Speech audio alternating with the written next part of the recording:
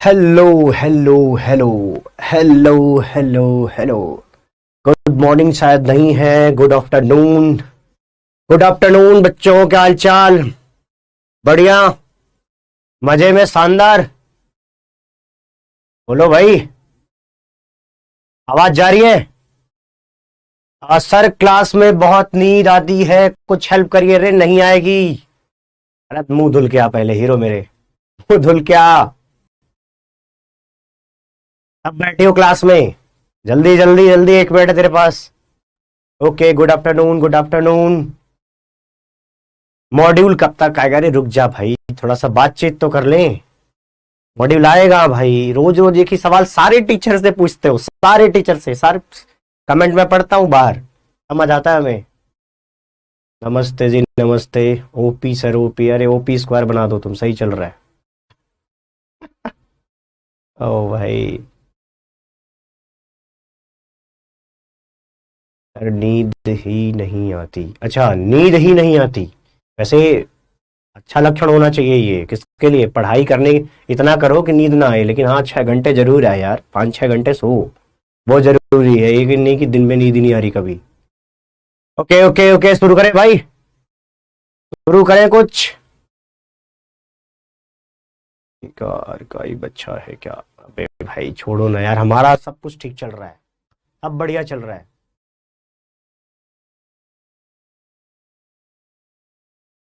Okay okay. एक ने OP की क्यूब लगा दिया, एक ने ओपी पे एन लगा रखा है। Okay okay. वैसे ये फैजल सर, मैं बाहर निकला तो फैजल सर बोल रहे, यार तुम्हारे नाम में भी है और वो भी है। बच्चे कमेंट कर रहे थे, तो तुम्हारा नाम आज से मैं ओपी स्क्वायर बुलाऊंगा। Okay okay. एक मनुष्य लिख रहा है, भाग गई वो। अच्छा, अबे वो थी ही कब तुम्हारी? थी ही कब तुम्हारी? जिसको जाना है जाने दे भाई, वो तुम्हारा था ही नहीं। मत पड़ो इन चक्करों में अभी, ना। अभी सपने में भी ये ना दिखे तो ठीक है। Okay start sir. जी, जैसा आपका आदेश। आप जो आदेश देंगे सब पालन होगा। हाँ, तो कुछ बच्चों ने मतलब सोशल मीडिया पे मेरे को मैसेज भेजा, फेसबुक पे भी भेजा, इंस्टाग्राम पे भी। उनका सवाल ये था कि सर, इनऑर्गेनिक केमिस्ट्री तो कंप्लीटली रटना होता है। इन्हीं में से होगा कोई बच्चा, बोला द्रोणा बैच में हूं मैं। इनऑर्गेनिक तो रटना होता है, इसमें क्या ही समझाओगे आप? मैंने कहा अच्छा। अच्छा है, तुझे अंदाजा लगेगा इस बात से कि हम कैसा पढ़ा रहे, आपको कैसा याद हो रहा है, कितना आपके दिमाग में टिक रहा है और कितना आपको रटना पड़ रहा है। ये प्रैक्टिकल चीज है, वो दिखने लग जाएगी। ऐसा नहीं है कि मैं कहूंगा तभी आपको मान लेना, नहीं। वो करके देखो यार, करके देखो वो चीज। ओके। आवाज कम आ रही है? अब ठीक होगा। आवाज तो बाहर से ठीक कर रखी है हमने, अब टेस्ट करके ही आता हूं मैं। Okay okay.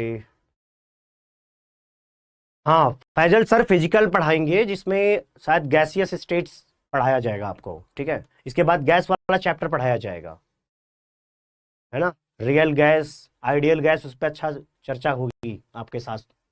आ, कल के बाद परसों से फैजल सर की क्लास होगी अगले 3 दिन तक। ठीक है। ओके। हाँ, आपको बता दूं, ये किसी ने मैसेज किया था मुझे इंस्टाग्राम पे यार, वो मैं क्लियर कर दूं। क्लास में इतना स्पष्ट बोल के जाता हूं भाई, है ना। दोबारा बोल देता हूं, जो बेसिक इनऑर्गेनिक नॉमेनक्लेचर है ना, वो अभी नहीं करना है मेरे भाई। वो करना जब भी होगा, वो करना जब भी होगा, मैं आपको बताऊंगा तब करना है वो, है ना। अभी मत करो। जब मैं आपको पीरियोडिक टेबल पढ़ा दूंगा, तब मैं आपको बोलूंगा कि जाकर के बेसिक इनऑर्गेनिक नॉमेनक्लेचर करो। और वो जो नोट्स जिससे मैंने बनाया हुआ है, उसको मैं मुझे पहले बनाना पड़ेगा आपके लिए। और मैंने थोड़ा सा स्पेशल सोचा है उसके लिए आपके। देखिए, थोड़ा सा बता भी देता हूं कि देखो भाई, जब बेसिक इनऑर्गेनिक नॉमेनक्लेचर पढ़ोगे ना तुम, तो उसका जो आपको नोट्स मिलेगा, ठीक है, जो उसमें आपको नोट्स मिलेगा, उस नोट्स में वो थोड़ा ज्यादा ही कुछ साफ सुथरा होगा। मान लो ये पेज है, वो कभी लाके दिखाऊंगा, मैं बना रहा हूं। ठीक, उसमें मान लो कि यहाँ पे कुछ हमने लिख दिया है, और मैं जो चीज क्लास में लिखता हूं, मैं चाहता हूं कि उस चीज को बिन वाले चैप्टर में आप खुद लिखो। जैसे मान लीजिए यहाँ पे मैंने बोल दिया कि Cl नेगेटिव, ठीक है, Cl नेगेटिव। तो इसको जब हम क्लोराइड आयन लिखे ना, इसको आप खुद लिखिए। मैं ये चाह रहा हूं अच्छा सा व्हाइट पेज पे मैं बना के दूंगा, वो मिलने के बाद उसका आप प्रिंट निकाल लेना। ज्यादा से ज्यादा 4 से 5 पेज है, मेरी समझ से 4 ही पेज है। उस 4 पेज को आप खुद पेन लेकर के लिखना, वीडियो सुनना ईयरफोन में और उसको भरते जाना, मतलब वो fill in the blanks type होगा। और उस नोट्स को 4 जो पेज का होगा ना, वो तुम्हारा ब्रह्मास्त्र बनेगा। अगले पूरे इनऑर्गेनिक केमिस्ट्री में नाम रटने की जरूरत नहीं पड़ेगी, ठीक है। ओके, चलिए जी, हटाता हूं मैं इनको, अब आता हूं आज के चैप्टर पे। ओके, क्या पढ़ाता हूं भाई मैं, ये लिखा हुआ है, क्या पढ़ाता हूं, इनऑर्गेनिक केमिस्ट्री। और इसके बाद जहां पे हम चर्चा कर चुके हैं थोड़ा थोड़ा, क्या था वो, एडवांस एटॉमिक स्ट्रक्चर। मॉड्यूल मिल जाएगा मेरे भाई, मॉड्यूल की चिंता ना करें। डीपीपी अगर आज मैंने ठीक ठाक पढ़ा दिया होगा तो डीपीपी जरूर आएगा। मैं जितना भी पढ़ाऊंगा उसका जरूर कुछ ना कुछ आपके लिए लेके आऊंगा। मुंह धुलने के बाद नींद आ रही है, ओ भाई कैसे हो सकता है ये, इतना बोरिंग नहीं करते हम यार, बोरिंग भी नहीं पढ़ाते हम। आ जाओ, नाम है मेरा ओम पांडे, आगे देख लो, अगर लगे ठीक ठाक है तो आगे पढ़ना शुरू कर देते हैं। ओके जी जनाब, हमने पढ़ा था Schrodinger wave equation. Schrodinger wave equation पे मैं दोबारा लेकर के आता हूं, क्योंकि जो हमने कल मुंह दिखाई करी थी उसमें से बहुत सारी चीजें टिका पाओगे ऐसा संभव मुझे लगता है नहीं, क्योंकि ये जो लिखा है ना, ये जो टर्म है ये भूलने लग जाते हो आप। इसको ध्यान से देखो, क्या लिखा है, D square psi D X square plus D square psi divide by D Y square plus D square psi divide by D Z square. ये सब पे चर्चा कल हो चुकी है, यही टर्म है, बस एक्स वाई जेड होता जा रहा है यहां पे, ठीक है। अगला क्या था यहां पे, इसके बाद क्या लिखा गया था, क्या कोई ये बता सकता है यहां पे क्या लिखा गया था, बोलिए क्या लिखा गया था यहां पे, कमेंट करके बताइए कि यहां पे क्या लिखा गया था। ओके हाँ, ये लिखा गया था 8 pi square M divide by H square. इसके मल्टीप्लीकेशन में क्या था, मल्टीप्लीकेशन में था E minus V into psi is equal to 0। ये क्या है, ये है श्रोडिंगर की वेव इक्वेशन, जहां पे उन्होंने ये माना है, माना नहीं बल्कि अब तो प्रूफ हो चुका है, क्योंकि डेविसन एंड जर्मर के उस एक्सपेरिमेंट के बाद ये प्रूफ हो चुका था कि हमारा जो इलेक्ट्रॉन है वो इलेक्ट्रॉन एक वेव है। और वो पॉइंट पकड़ के श्रोडिंगर ने क्या लिख दिया, वेव की इक्वेशन, क्योंकि फिजिक्स में आप लाइट वाले वेव के लिए इक्वेशन पढ़ते हो, उसी से कुछ मिलता जुलता ऐसा ही इक्वेशन होता है वो, ठीक है। तो श्रोडिंगर ने ये दिमाग लगाया, यार अगर इलेक्ट्रॉन एक वेव है और हमारा जो लाइट है वो भी वेव है, तो लाइट का जो वेव इक्वेशन होता है क्यों ना वही या वैसा ही हम इलेक्ट्रॉन के लिए लिख दें। तो उन्होंने कुछ इस तरीके से बनाया है, ठीक है। ओके, अब हम एक बार टर्म पे आ जाते हैं। टर्म क्या था, साई। साई के बारे में मैंने बताया था, साई वो चीज है जिससे हम अब इलेक्ट्रॉन के बारे में बहुत कुछ पता कर सकते हैं। क्या क्या पता कर सकते हैं, मैं पहले यहां पे लिख देता हूं। हम ये पता कर सकते हैं कि हमारी जो वेव है उसके पाए जाने की प्रोबेबिलिटी क्या है। क्या क्या बोल दिया भाई, probability, probability of finding that wave जो कि रिप्रेजेंट कर रही है इलेक्ट्रॉन को, या ये कहो वो जो इलेक्ट्रॉन वाला वेव है उसके पाए जाने की जो प्रोबेबिलिटी है उसको भी डिफाइन किया जा सकता है साई के माध्यम से। मैं ये नहीं कह रहा हूं कि साई एग्जैक्टली वही बता रहा है, नहीं, साई के माध्यम से हम ये चीज कैलकुलेट कर सकते हैं। अब मैं थोड़ा सा इससे आगे बढ़ रहा हूं मेरे भाई, देखो probability of finding, probability of finding electron, probability of finding electron, ठीक है। ये हम किसकी हेल्प से निकालेंगे, साई की हेल्प से निकालेंगे। क्या करते हैं उसके लिए देख लो भाई, उसके लिए हम क्या करेंगे, हम करेंगे साई स्क्वायर। क्या करेंगे भाई, साई स्क्वायर।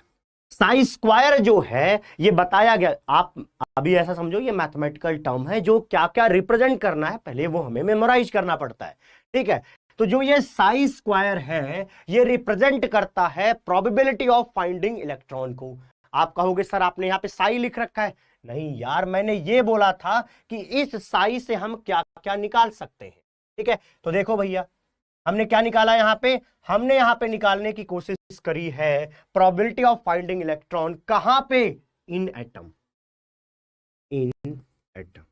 तो उसके लिए नोटेशन क्या बनाया गया? साई स्क्वायर। आप ऐसे समझिए, जो साई दिया गया है, जब हम उसका स्क्वायर कर देंगे तो हमें उस इलेक्ट्रॉन के मिलने की प्रोबेबिलिटी मिल जाएगी कि वो एक्चुअली कहां रहता है। ये बात हमें समझ में आ जाएगी। बोलो भाई ठीक है क्या? बोलो भाई ठीक है क्या? जो ये हमारा साई स्क्वायर है, ये बताएगा किसके बारे में? प्रोबेबिलिटी ऑफ फाइंडिंग इलेक्ट्रॉन के बारे में बताएगा। ठीक, ओके। और जो ये हमारा साई है, वो ये वाला साई, इसी की हेल्प से हम total energy of electron calculate कर सकते हैं। क्या कर सकते हैं? कैलकुलेट कर सकते हैं। अब मैं आपसे पूछता हूं कि यहां पे टोटल एनर्जी किसको रिप्रेजेंट कर रही है? किस साइन को? यहां पे कौन सा साइन ऐसा है जो एनर्जी को रिप्रेजेंट कर रही होगी? बताइए, बताइए। यहां पे ऐसा कौन सी चीज लिखी गई है जो टोटल एनर्जी को बताती है, जो पोटेंशियल एनर्जी को बताती है? कमेंट करके जल्दी बताएं। ओके, देखो भाई, जो ये हमारा ई है ना, ये बताता है टोटल एनर्जी के बारे में। किसके बारे में?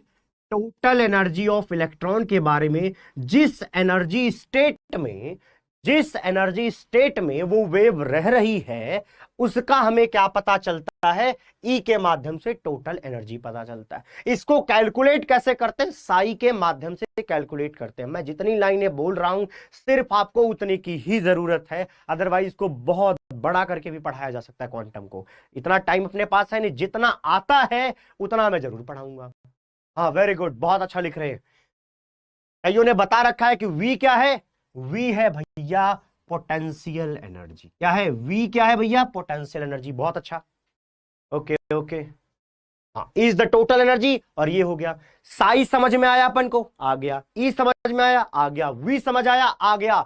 अब भैया इसको ना एक बार दोबारा देखो, ध्यान से देखो, इस इक्वेशन को ध्यान से देखो, ध्यान से देखो इस आदमी को। देखो क्या लिखा है इसमें। इसमें से थोड़ा सा ना कुछ और पॉइंट पिकअप करेंगे, उठाएंगे यहां से कुछ। देखो, ध्यान से देखो भाई, है ना? केवल मुंह दिखाई से काम तो बनेगा नहीं, कुछ सीखना तो यहां से पड़ेगा ही। क्या लिखा गया है देखिएगा ध्यान से। देखो भाई, यहां पे लिखा गया है, यहां पे x, यहां लिखा गया y, और यहां लिखा गया z।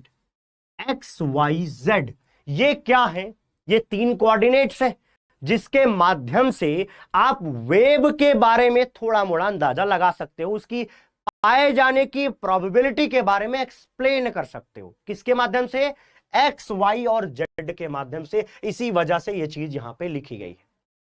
क्या मैं ये बोल दूं कि ये जो एक्स वाई जेड है, ये थ्री कोऑर्डिनेट्स हैं? क्या मैं ये बोल दूं? अभी थोड़ी देर पहले मैं हालांकि बोल भी दिया था कि ये क्या है? 3D कोऑर्डिनेट्स है।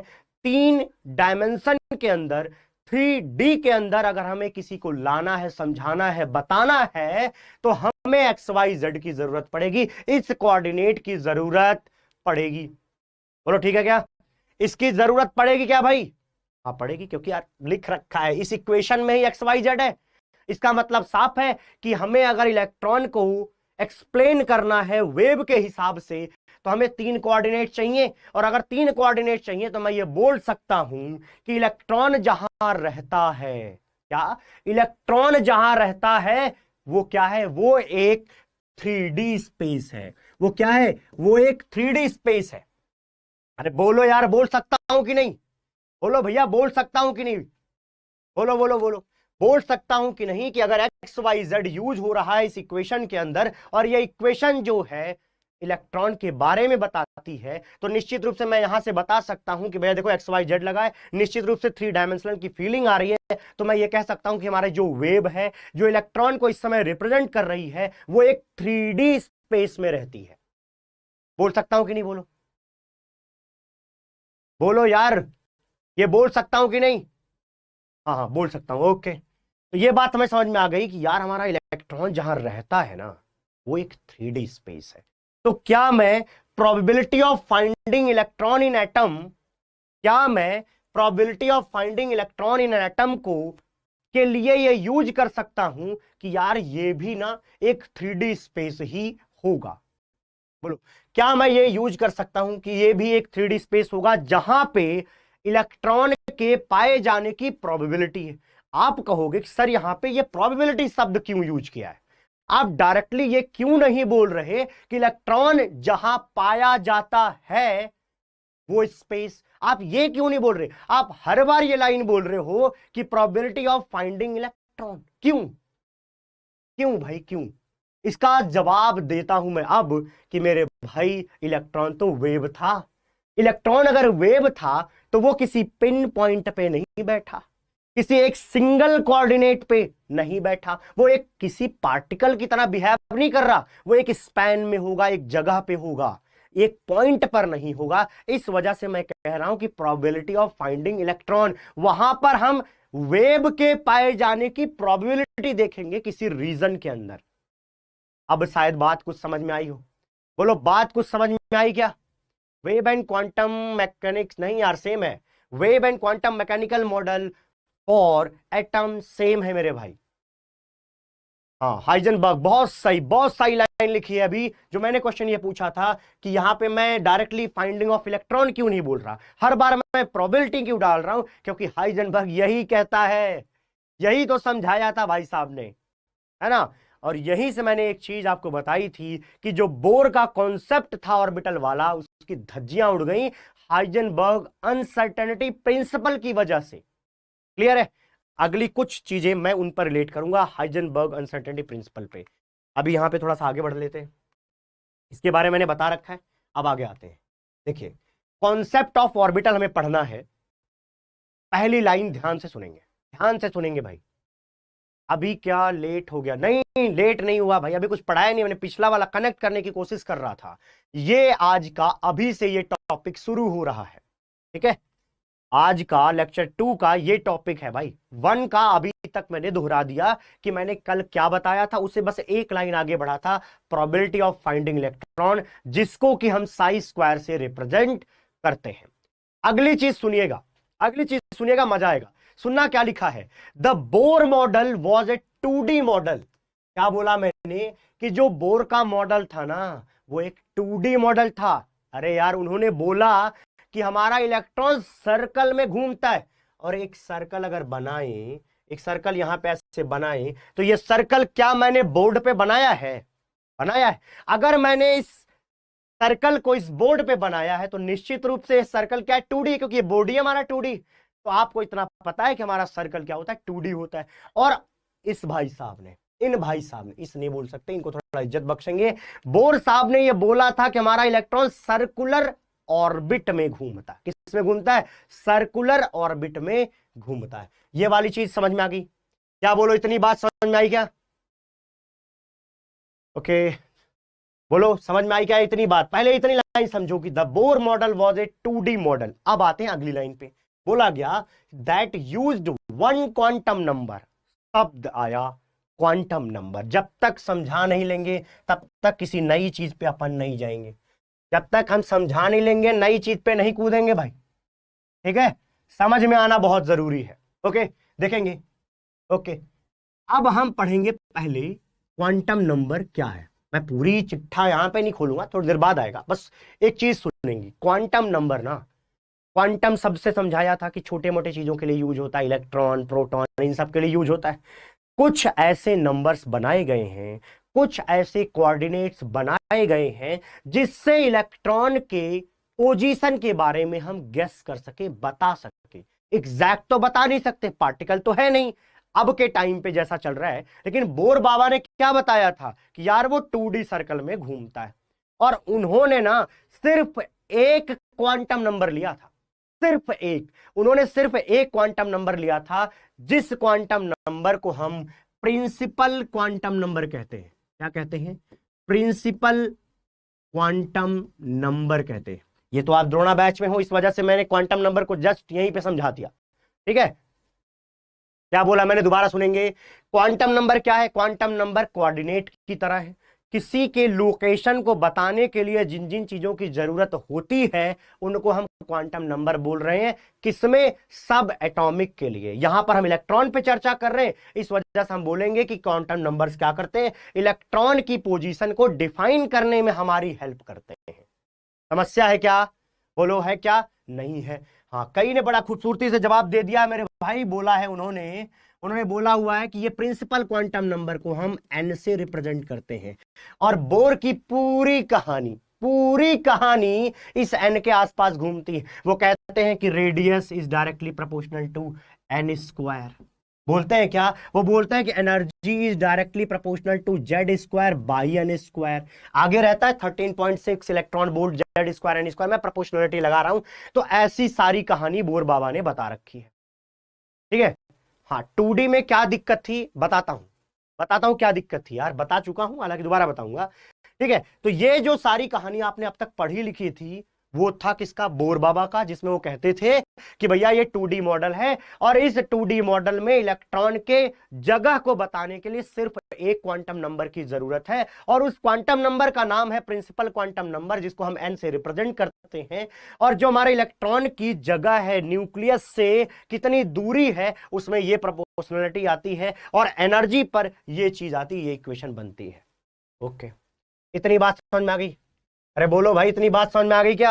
अब मैं इसको हटाता हूं। ठीक है, आपको प्रिंसिपल क्वांटम नंबर शब्द समझ में आया?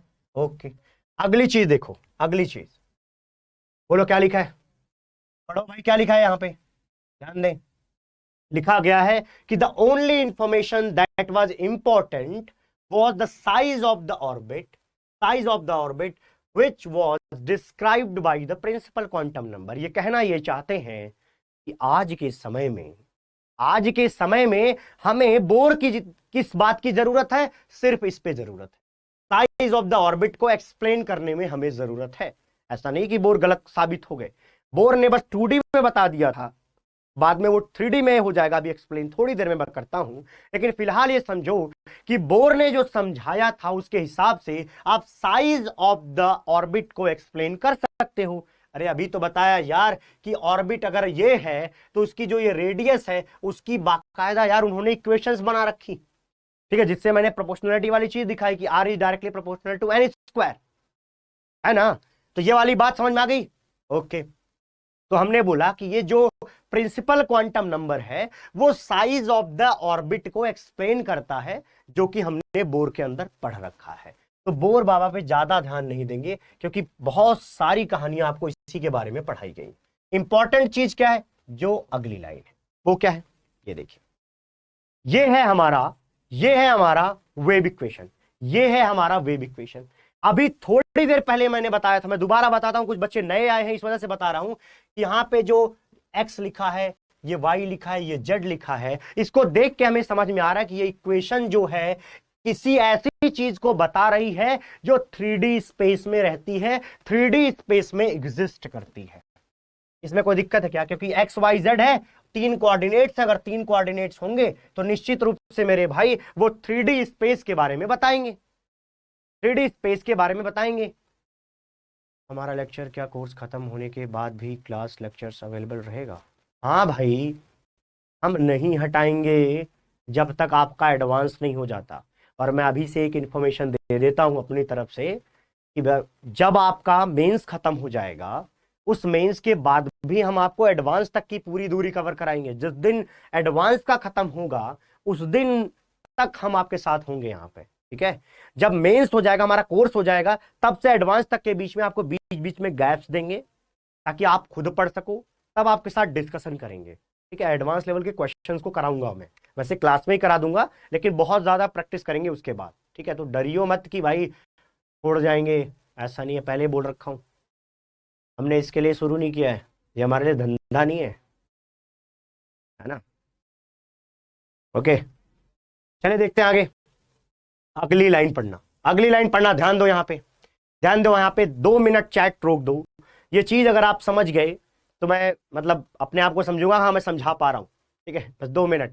तो क्या लिखा है? Schrodinger's model allowed the electron to occupy 3D space Schrodinger की ये जो इक्वेशन है वो अलाउ करती है इलेक्ट्रॉन को कहां रहने में, 3D स्पेस में रहने में। इसके कहने का एक्चुअल मतलब ये है कि हमारा जो इलेक्ट्रॉन का वेव है ना वो 3D स्पेस में रहता है। इन सब चीजों को अच्छे तरीके से मैंने एक्सप्लेन कर दिया है। ओके, अब आते हैं नेक्स्ट पे। ओके चले भाई, जुगाड़बाजी भी बताना एडमिशन के टाइम, अरे सब समझाएंगे, निश्चिंत रहो। तुम्हें बोल चुका हूं यार, सब सब बताएंगे सब। बस वो जो तुम सोच रहे हो वो नहीं बता सकते हम, उसके लिए खुद एफर्ट मारने पड़ते हैं, है ना। ओके, अब पढ़ते हैं कॉन्सेप्ट ऑफ ऑर्बिटल। अच्छा, ऑर्बिटल के बारे में देखते हैं। शुरू में सब टीचर कॉन्फिडेंस देते हैं, बाद में पता नहीं, बाद में भटक जाते हैं। क्या लिखा है, टीचर भटक जाते हैं। नहीं नहीं नहीं नहीं क्या नहीं, कोई बात नहीं, खुला चैट है, कुछ भी लिखो, अच्छा है। ओके, कॉन्सेप्ट ऑफ ऑर्बिटल पे आते हैं। अब ऑर्बिटल जैसा शब्द कहां से आया, क्यों आया, इस पे थोड़ी चर्चा कर लेते हैं। वो जो आपने 3D स्पेस सुना ना अभी थोड़ी देर पहले, 3D स्पेस जो आपसे बोला गया था, वही 3D स्पेस को एक नाम दिया गया है ऑर्बिटल।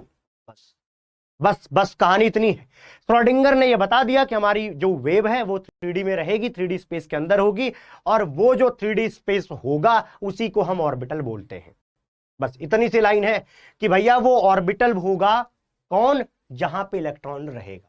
दोबारा सुनना, क्योंकि ये 3D स्पेस हमने वही डिफाइन किया जहां पे इलेक्ट्रॉन रहेगा, इलेक्ट्रॉन वाली वेव रहेगी, उसी के बारे में बताया था। और इसी को मैं बोल रहा हूं कि वो जो 3D स्पेस है जहां पर इलेक्ट्रॉन के पाए जाने की प्रोबेबिलिटी मैक्सिमम है, उसको हम ऑर्बिटल कहते हैं। सिंपल लैंग्वेज में बोल रहा हूं, बहुत ही लो वे में। ओके ओके, देखो क्या लिखा है, 3D स्पेस में, 3D स्पेस में जहां पर इलेक्ट्रॉन के पाए जाने की प्रोबेबिलिटी मैक्सिमम है, उसको हम ऑर्बिटल कहते हैं। ये सिर्फ रटना नहीं है, समझना है, दिमाग लगाना है भाई, दिमाग लगाना है। देखो अभी ऐसे पिक्चर से समझाऊंगा तब समझोगे, है ना। इसको हटाता हूं। अभी मैंने क्या बोला, वो जो 3D स्पेस जिसके बारे में मैं इतनी देर से बोल रहा था, वो जो 3D स्पेस है वो एक्चुअली क्या है, ऑर्बिटल है। अब पढ़ते हैं क्या लिखा है। लिखा है एन ऑर्बिटल में be defined as the region of space around the nucleus. क्योंकि मेरे भाई एटम के अंदर हमारा इलेक्ट्रॉन किधर रहेगा, न्यूक्लियस के किनारे किनारे रहेगा, ठीक है। वो बात हमने आप पहले से सीख रखी है। तो यहां लिखा है the region of the space around the nucleus where the probability of finding an electron is maximum. बस यहां से ये पॉइंट ले लो जो लिखा गया है। क्या लिखा गया, the probability of finding electron is maximum. वो वाला 3D स्पेस न्यूक्लियस के किनारे किनारे, उसको हम क्या बोलते हैं, ऑर्बिटल बोलते हैं, ऑर्बिटल बोलते हैं। इसमें कोई दिक्कत है क्या? ओके, समझ में आ गया होगा, बहुत ही आसान सी बात है। देखो अब मैं कुछ लाइनें बोलूंगा, उसको ध्यान से सुनना। द्रोणा 2.0 कब स्टार्ट होगा यार, 13th दे रखा है, लिख भी रखा है वीडियो के अंदर, अच्छे से सर ने समझाया भी था, ठीक है। हाँ वेरी गुड। समीर बनर्जी का सवाल है कि व्हाई नॉट 100% प्रोबेबिलिटी क्यों नहीं है। उन्होंने ये पहले थोड़ा पढ़ लिया, मैंने यहाँ पढ़ाया ही नहीं है भाई अभी, ठीक है। मैं थोड़ा सा पीछे चलता हूँ भाई, ये मैं थोड़ी देर बाद बोलूंगा। यहां तक की चीज, इस बोर्ड पर लिखे हुए हर शब्द आपके दिमाग में उतारने की क्षमता है हमारे अंदर। बस आप एब्जॉर्ब करिए, थोड़ा टाइम दीजिए, जितना मैंने पढ़ाया है उसको रिलेट करने दीजिए, फिर मैं इस पे आऊंगा, सब कुछ समझाऊंगा, ठीक है। लेकिन सवाल आपका अच्छा था कि 100% क्यों नहीं, आपने यहाँ पे 90 to 95 क्यों लिख रखा है। अब देखिएगा अगली चीज, देखो ये है क्या, इसको थोड़ा हटाते हैं पहले, नहीं तो आप कंफ्यूज हो जाओगे। अब देखो भाई, हमें बनाना था 3D स्पेस, तो मैं यहाँ पे एक 3D स्पेस बनाता हूँ, 3D स्पेस बनाते हैं भाई। देखो हमने बना दिया, ये ले लो एक्स, ठीक है, ये एक्स हो गया, ये ले लो वाई, ये मान लिया मैंने एक्स है, ये मान लिया मैंने वाई है, ये हो गया एक्स, ये हो गया वाई, और जेड मान लो ये है। ये जो पेन है ना, ये पेन मान लो जेड है, जो आपकी तरफ देख रहा है इस समय, जो जेड है वो आपकी तरफ देख रहा है, आप ऐसे मान लो, ऐसे, तब आपको समझ में आएगा कि ये 3D है। अरे यार एक्स और वाई तो प्लेन हो गए ना, जब हम इसमें जेड डालेंगे तभी तो ये क्या होगा, 3D स्पेस बनेगा। अब देखो इस 3D स्पेस में हमने एक कोशिश की, देखना ध्यान से समझना क्या बोलने वाला हूं। मैंने कोशिश करी कि यार पता करते हैं कि इलेक्ट्रॉन रहता कहां पे है। हमने कोशिश करी और हमें पता हमारे दिमाग में है यार ये वेव तो है, इलेक्ट्रॉन तो वेव है यार। अगर इलेक्ट्रॉन वेव है तो हम एक बार देखो क्या करते हैं, जब ट्राई करते हैं मान लो हमें यहां मिल गया, एक कलर दूसरा कर देते हैं। हाँ, यहां पे देखो भाई ध्यान देना, हमने क्या किया, 1000 बार ट्राई किया। कितनी बार? 1000 बार। अब मैं 1000 बार का एक सैंपल बना रहा हूं जिसके अंदर मैं 1000 ट्राई मारूंगा। तो पहला ट्राई सुनो क्या हो रहा है। पहली बार जब हमने ट्राई किया तो ये जो हमारा बीच में न्यूक्लियस है, ये हमने न्यूक्लियस माना हुआ है भाई, बीच में ये न्यूक्लियस है एक्स और वाई के इस सेंटर पे, ठीक, और जेड यहां पे इस तरीके से प्रेजेंट है ही।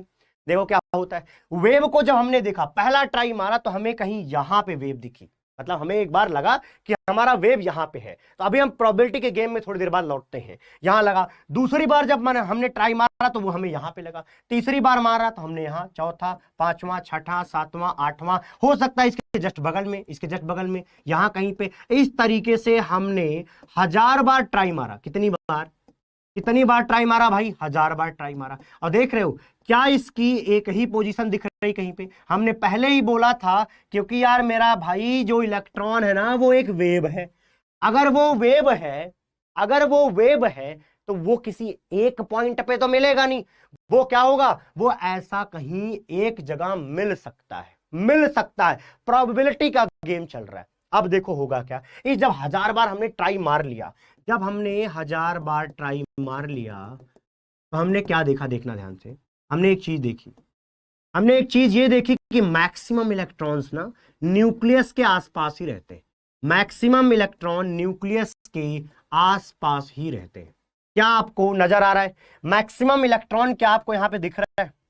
देखो भाई ध्यान से, कहां पे दिख रहे हैं आपको मैक्सिमम इलेक्ट्रॉन? न्यूक्लियस के सबसे बगल में सबसे ज्यादा इलेक्ट्रॉन्स दिख रहे हैं। ठीक है, ये वाली बात समझ में आ गई। जहां पे सबसे ज्यादा इलेक्ट्रॉन की डेंसिटी होगी हम उसी को ऑर्बिटल बोल देते हैं अकॉर्डिंग टू डिफिनीशन। ठीक है, जहां पे लिखा गया है कि 90% टू 95%, मतलब ये था कि 1000 बार जब हमने ट्राई मारा तो 900 बार मतलब 900 बार की जो ट्राई था ना, उसमें जो हमारा ये पॉइंट बनाया, यहां पे हमने ऐसे पॉइंट बनाया, जो ये डैश दिखाया हमने, वो जो है न्यूक्लियस के किनारे किनारे था। तो हमने क्या किया, उसको एक ऐसे घेर दिया। थोड़ा सा ये गड़बड़ गिर गया, हटाते हैं इसको। यहां पे देखना भाई, 900 टाइम जो हमने ट्राई मारा था उसके इलेक्ट्रॉन हमें देखो यहां पे मिले, ठीक, और 100 टाइम वाले कहां मिले, ये बाहर मिले, देखो बाहर मिले। लेकिन यहां बाहर पे इस वाले स्फेयर के बाहर देखो इलेक्ट्रॉन की डेंसिटी बहुत कम है, लेकिन यहां पर इस वाले स्फेयर के अंदर देखो इलेक्ट्रॉन की डेंसिटी ज्यादा है। तो जो एरिया इलेक्ट्रॉन की डेंसिटी ज्यादा रखता है उसी को हम ऑर्बिटल कहते हैं। क्या बोलते हैं? उसी को हम ऑर्बिटल कहते हैं। तो यहां पे देखो, मैं अब अच्छे तरीके से दिखाता हूं, यहां पे मैंने बनाया हुआ है, इस चीज को हटा देते हैं। देखिए ये वाली चीज, तब तक ध्यान दीजिए, इस पर आप फोकस रहिए उस पे क्या लिखा गया है उस पे देख लीजिए। आपको क्या दिख रहा है यहाँ पे? बीच वाला जो ये वाला स्पेस है, ये वाला स्पेस, यहां पर बहुत ज्यादा डॉट्स हैं। मतलब इलेक्ट्रॉन के जो कि वेव था उसके पाए जाने की जो प्रोबेबिलिटी थी, जिसको हमने ऐसे डॉट डॉट डॉट करके बनाया था, ये डॉट किसको बता रहा है? प्रोबेबिलिटी ऑफ इलेक्ट्रॉन को बता रहा है। इस समय जो आप देख पा रहे हो ये क्या है? ये एक ऑर्बिटल है। क्या ये एक ऑर्बिटल है। क्या आपको इतनी बात समझ में आई? क्या आपको ये इतनी बात समझ में आ गई कि यहां पे जो हम देख रहे हैं, यहां पे जो हम ये देख रहे हैं, ये वाला एरिया, ये जो इस समय हमें दिख रहा है, यही ऑर्बिटल बोला जाएगा। क्योंकि ऑर्बिटल के डेफिनेशन के हिसाब से कि इलेक्ट्रॉन के पाए जाने की प्रोबेबिलिटी जहां पे बहुत ज्यादा होगी, और वो कितनी होगी? 90 से 95% होगी। उस पूरी एरिया को हम क्या बोलेंगे? ऑर्बिटल बोलेंगे। लेकिन हम कुछ एरिया छोड़ देंगे। क्या करेंगे? छोड़ देंगे, क्योंकि यहां पे ये माना जाता है कि ये इलेक्ट्रॉन भैया यहां पे भी प्रेजेंट है। एक मतलब इलेक्ट्रॉन के पाए जाने की प्रोबेबिलिटी जो है यहां पे भी है, इसके बाहर भी है, इसके बाहर भी है। तो आखिरकार तुम कहां तक देखोगे? उसकी भी तो एक लिमिट बनानी पड़ेगी। भाई उस चीजों को समझने के लिए, कॉम्प्लिकेट ना करने के लिए हमें एक लिमिट लगाना पड़ता है। बस ये लिमिट इसी वजह से लगाई गई है, ये वाली 92 हाँ 95% वाली। क्या आपको इतनी बात समझ में आई? क्या आपको इतनी बात समझ में आई क्या कि आखिरकार मैंने इसी को क्यों घेर दिया? क्योंकि ये वो एरिया है जहां पर इलेक्ट्रॉन के पाए जाने की प्रोबेबिलिटी मैक्सिमम है, इस वजह से मैं इसको ऑर्बिटल घोषित कर रहा हूं। क्या आपको इतना समझ में आया? और जो हाँ पाया जा सकता है, एक ने सवाल पूछा है कि क्या सर ऑर्बिटल के बाहर इलेक्ट्रॉन पाया जा सकता है? ऑब्वियसली इस स्ट्रक्चर के हिसाब से हमें दिख रहा है कि ये हमारे जो डॉट्स हैं, ये हमारे जो डॉट्स हैं वो यहां पे भी प्रेजेंट है, यहां पे भी प्रेजेंट है। लेकिन चीजों को समझने के लिए, कॉम्प्लिकेट ना करने के लिए, हम वो वाला एरिया ले लेते हैं जहां पर 90 से 95% का प्रोबेबिलिटी मिलता है। अरे बोल दे भैया, आया क्या? ओके ओके ओके, शायद समझ आ गया होगा। ओके, अब आते हैं आगे। अब देखो एक चीज सुनो, यहां पे मैं थोड़ी सी कहानी सुना देता हूं, कहानी इन द सेंस की काम की कहानी, ऐसे फालतू नहीं, है ना। देखो भाई, अब ऑर्बिटल को ना थोड़ा सा ऑर्बिट वाली चीज से रिलेट करता हूं। देखो क्या है, ये कलर दिखता है क्या आपको? नहीं दिख रहा तो मैं चेंज कर लेता हूं। हाँ, ऑर्बिट एंड ऑर्बिटल मैं आपको यहीं पे अच्छे तरीके से समझा देना चाहता हूं। मैं नहीं चाहता ये कंफ्यूजन लेके तुम जिंदा रहो यार। अगर जिंदा हो तो ये कंफ्यूजन खत्म होना चाहिए इसी क्लास में, बाहर जाके रटना ना पड़े कि सर ऑर्बिटल और ऑर्बिट की एक वो बनी रहती है टेबल, हम उसको रट्टा मारते हैं। मारने की जरूरत ही नहीं है, बुद्धूराम दिमाग लगाओ। अब क्या करना है, यहां पे ऑर्बिट कहां पढ़ा था हमने? ऑर्बिट कहां पढ़ा? थोड़ी देर पहले मैंने बताया था, ऑर्बिट को हमने बोर के अंदर पढ़ा। ये हमने बोर मॉडल के अंदर देखा था, ठीक है। ये ऑर्बिट जो है बोर बाबा की कहानी है, ठीक है। ऑर्बिटल कहां से आया, इसका कॉन्सेप्ट जन्म ही तब लेता है जब हमारे सामने श्रोडिंगर वेव इक्वेशन आता है। क्या आता है? श्रोडिंगर वेव इक्वेशन आता है। थोड़ी सी लाइन क्लियर हुई? ओके। ऑर्बिटल जो है वो 3D स्पेस का मामला है। यहां पे 3 कोऑर्डिनेट्स यूज हुए थे श्रोडिंगर के अंदर, एक्स वाई जेड। तो ये ऑर्बिटल जो है 3D स्पेस का मामला है। लेकिन ये ऑर्बिट जो है ये 2D स्पेस का मामला है, क्योंकि बोर बाबा ये मानते थे कि हमारा इलेक्ट्रॉन एक सर्कल में घूमता है। सर्कल में घूमता है भाई, इतनी बात समझने में कोई दिक्कत तो नहीं है? नहीं होगी। ओके, यही इतनी सी बात है ऑर्बिट और ऑर्बिटल को समझाने में, ठीक है। ऑर्बिटल बोला गया, ध्यान देना, ऑर्बिटल बोला गया उस जगह को जहां पर इलेक्ट्रॉन के पाए जाने की प्रोबेबिलिटी मैक्सिमम है। और ऑर्बिटल का कॉन्सेप्ट एक्सप्लेन ही तब होता है जब हम ये मानते हैं कि वो वेव नेचर के अंदर है। कहां पे है? वो वेव नेचर के अंदर। लेकिन ऑर्बिट वाले कॉन्सेप्ट में वेव नेचर वाली कहानी नहीं थी। उस समय क्या थी? पार्टिकल वाली चीज को मान करके उन्होंने एग्जैक्ट डिस्टेंस के लिए फॉर्मूला एक्सप्लेन कर दिया था। तो एक्चुअली देखो तो ऑर्बिट एंड ऑर्बिटल जो है बोर बाबा और ये श्रोडिंगर बाबा के बीच की लड़ाई है। समझ में आ गई? समझ में आ गया क्या? स्ट्रक्चर बना दीजिए ऑर्बिट एंड ऑर्बिटल का। हीरो ऑर्बिट 2D है, बोर के अंदर हम पढ़ते थे ये न्यूक्लियस है, यहां पे ये डिस्टेंस है जिसको हम आर बोलते हैं, यहां से किनारे किनारे इलेक्ट्रॉन घूमता है। अब आएंगे हम ऑर्बिटल के अंदर, ये तो 3D है जैसा कि ये बना हुआ है, हमने 2D पेपर पे तो बनाया है, लेकिन ये है क्या? एक मान लो गेंद की तरह। तो गेंद तो भैया कैसा है? 3D है। तो यहां पे आप क्या बनाऊंगा तो सेम दिखने लग जाएगा, ठीक है। यहां पे आप क्या बोलोगे? यहां पे आप स्फेयर की तरह बना सकते हो। अभी मैं सबको स्फेयर नहीं बोल रहा हूं, आगे चल के बताऊंगा कि ऑर्बिटल के अंदर भी कई पार्ट हैं, ठीक है। इस वजह से इसकी शकल सूरत अभी नहीं बनाते, थोड़ी देर बाद इसी पे चर्चा है, ठीक है। इनकी शकल सूरत पे थोड़ी देर में चर्चा हो रही है। अच्छा चलिए जी आगे आते हैं। शायद आप बात समझ चुके होंगे, शायद आप बात समझ, हाँ गॉट इट, ओके। हाँ, इसके बाद देखो ऑर्बिटल में ऐसा समझ लो कि इलेक्ट्रॉन को ना एक घर पसंद नहीं आया, तो उसको लगा यार हमारे पास कितने घर होने चाहिए? 4। कितने घर होने चाहिए? 4। तो इलेक्ट्रॉन ना कहीं कहीं जगह, मतलब अलग अलग जगह पे जाके रह रहा है। कहां पे? अलग अलग घर में जाके रह रहा है। एक रूम है वो क्या कर रहा है? चेंज कर दे रहा है, ठीक है। शकल देखना तुम। अब मैं आता हूं उसके नाम पे, शकल अभी दिखाऊंगा थोड़ी देर में। पहले ये देखो कि जो कॉन्सेप्ट ऑफ ऑर्बिटल है उसमें एक चीज हमने पढ़नी है कि एस ऑर्बिटल क्या होता है। एस ऑर्बिटल क्या होता है ये हमें पढ़ना है। अब ये एस ऑर्बिटल क्या होता है कैसे बताओगे? बोलो। बताओ, इलेक्ट्रॉन के पाए जाने की प्रोबेबिलिटी जब स्फेयर के अंदर हो, इस तरीके से कंप्लीट एक स्फेयर की तरह बना रहा हो, तो वो जो घर है जहां पे इलेक्ट्रॉन रह रहा है वो स्फेयर वाला, उसको हम एस ऑर्बिटल घोषित कर देते हैं। ठीक है, आगे अच्छे से दिखेगा। अभी पी ऑर्बिटल कुछ दूसरा घर है, डी ऑर्बिटल उसी इलेक्ट्रॉन का एक तीसरा घर है। अगला वाला देखो, ये जो एफ लिखा है ये चौथा घर है किसका? इलेक्ट्रॉन का। तो इलेक्ट्रॉन के अभी के लिए मान लो कि 4 घर हैं। ऐसे तो S P D F G बोला जा सकता है, लेकिन जितने भी एलिमेंट्स आज तक आए हैं सब इसी में निपट जाएंगे। ठीक है, तो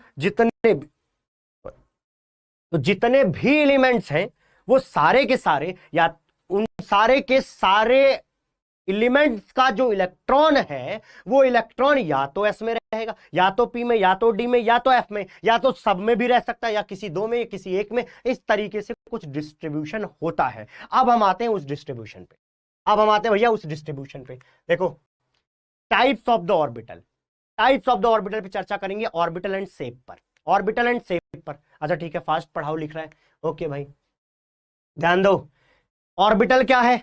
एस ऑर्बिटल। शेप कैसा होता है? स्फेरिकल। कैसा होता है? स्फेरिकल। अब देखो एक्चुअली ऑर्बिटल ऐसा है, एक्चुअली जो ऑर्बिटल है वो कैसा है? ऐसा है, ये जैसा दिख रहा है ना, ऐसा है हमारा ऑर्बिटल। कौन सा ऑर्बिटल भैया? S orbital.